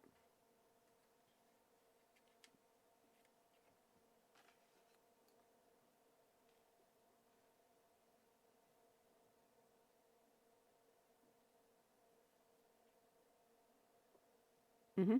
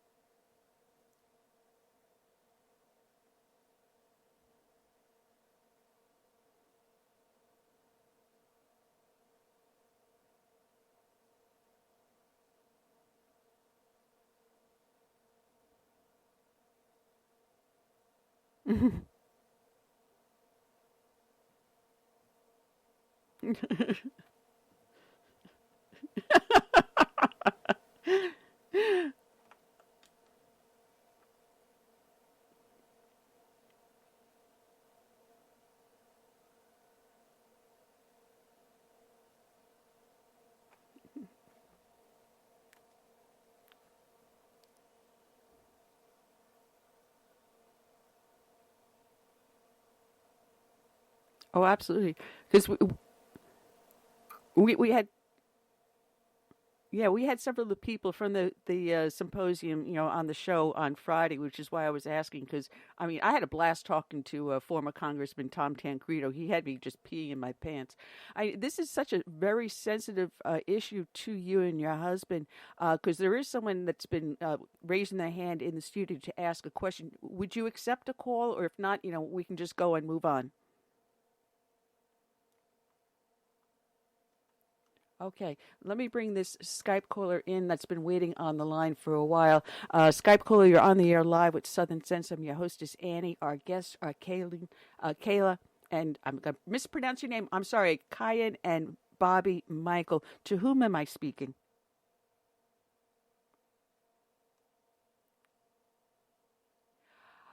Oh, hello, Sarge. Good luck, Frank. I'm sorry, Sarge. Yeah, welcome aboard, Sarge. You have a question or a comment for this couple?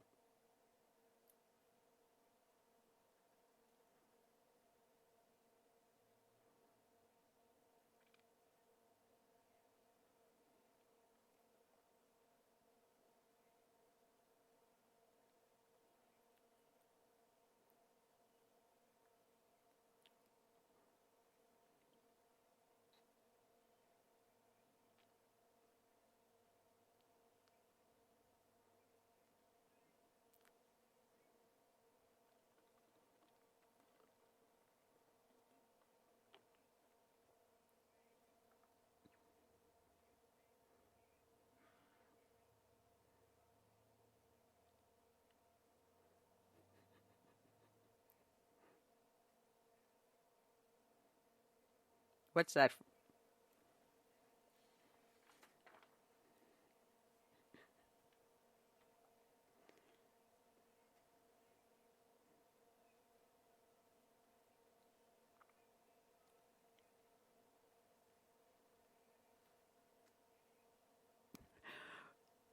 I got to tell you, Kay, that Frank is a longtime friend of the show, and as you can see, he's not short on words, but he's also a veteran and former law enforcement. So sometimes I miss you there, Sarge. Um,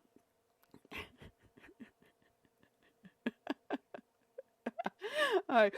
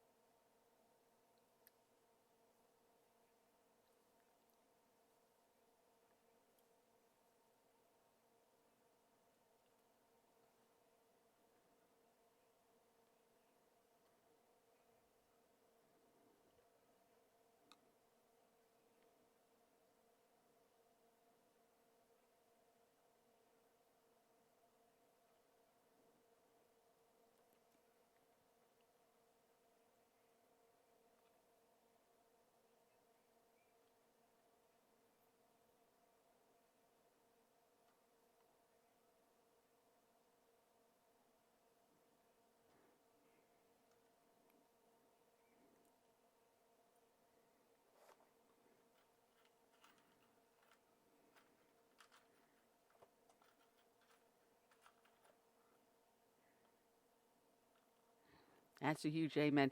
I'm Sarge. I'm going to mute you for a little while so I can get the couple to respond and continue the conversation. Just press 1 twice, and I'll know I'll bring you back on. Okay. All right. Kay, and how do you? I got to say, he's very passionate, and he knows from where he's talking, and you do too.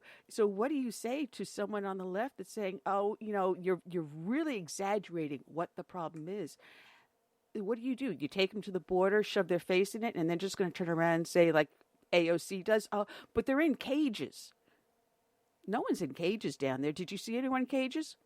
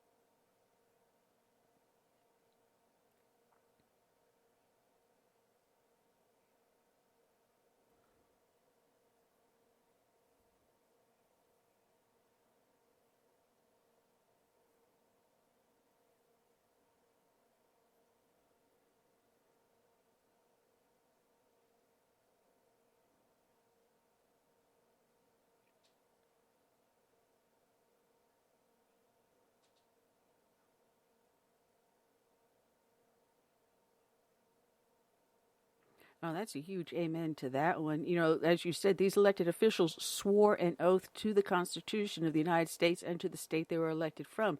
Their obligation is not to hold Judiciary Committee meetings to decide whether or not Trump did something that it's impeachable or not. Their primary responsibility is to you, the constituent that elected them.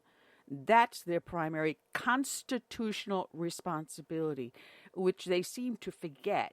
Instead, they use these highfalutin words. They use this level, excuse my language, bullshit to pull the wool over the eyes of the public out there. And then the public just gobbles it up because this elected official said so, such and such. It's got to be the gospel and law. Instead of looking at the actuality of the law and the consequences of that law not being adhered to. And the end result is something like you and your wife have to endure for the rest of your lives. You're paying a penalty for the rest of your lives, and you did nothing wrong. You raised your son the right way. You did everything that our government has asked you to do, and this is what you get in return. And it is inexcusable. And I cannot tell you how sorry that you have had to go through this and still to this day and into the future will continue to suffer from.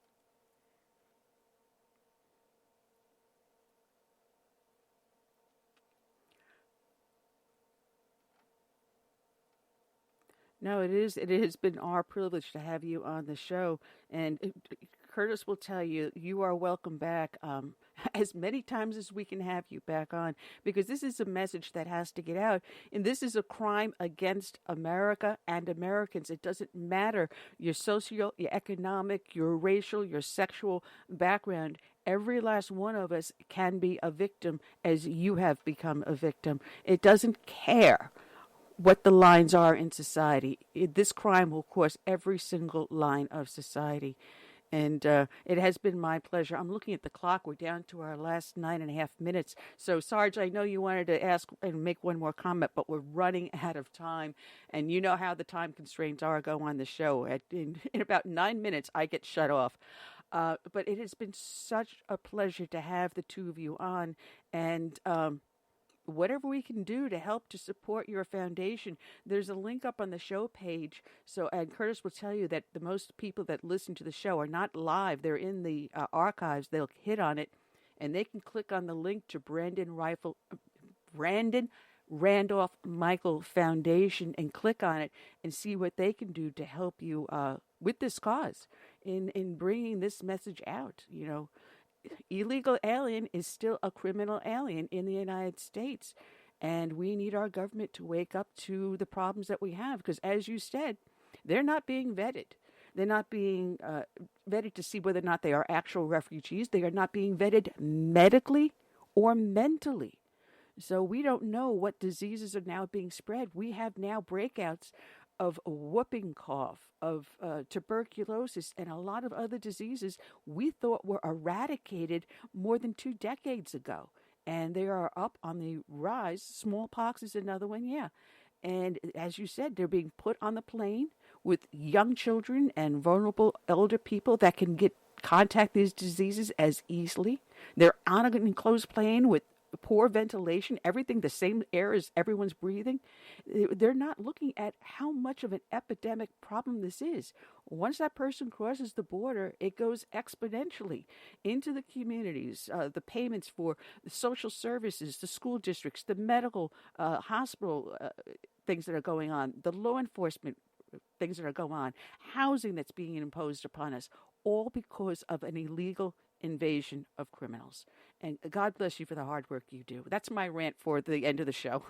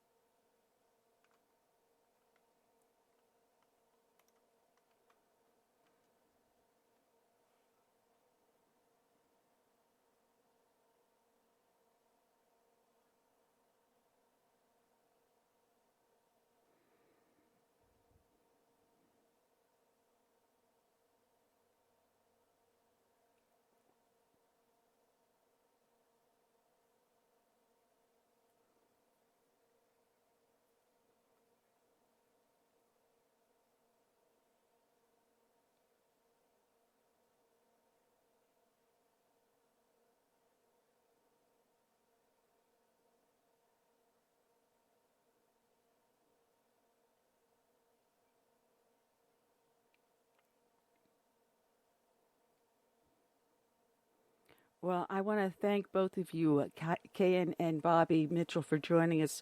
And the website that you run, the foundation, is the Brandon Randolph Michael Foundation. There's a link on the show page. People can click on it and give you a hand on this one.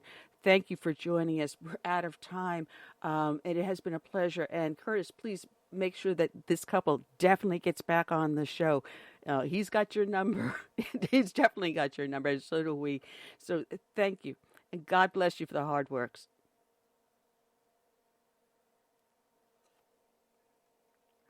All right. All right, Curtis, as I said, we're down to our last few minutes. And then Sarge, I'm sorry, we just ran out of time on the clock here.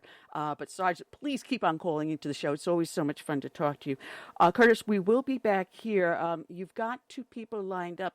Finish filling in that because we do have Casey Pipes will be joining us. He's got a book about Richard Nixon, an unusual take on it, and I think you'll find it very fascinating. Some of the stuff that's going on today, actually, we can trace as far back as in Richard Nixon's day when he was battling Jimmy Carter.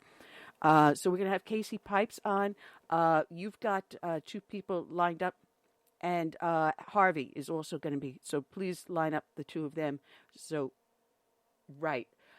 So we'll be back here next Friday, same bat time, same bat station. Thank you, everyone, for that participated in the chat rooms and in the studio. It has been a lot of fun. Also, check out SHR Media, my appearance last night on the Berserk Bobcat Saloon. Hopefully they'll have that episode up. It's Annie Unleashed. So I leave you all with that thought in mind. And our closing show song is When the Roll is Called Up Yonder. Until then, I say good night and God bless, and thank you, Curtis.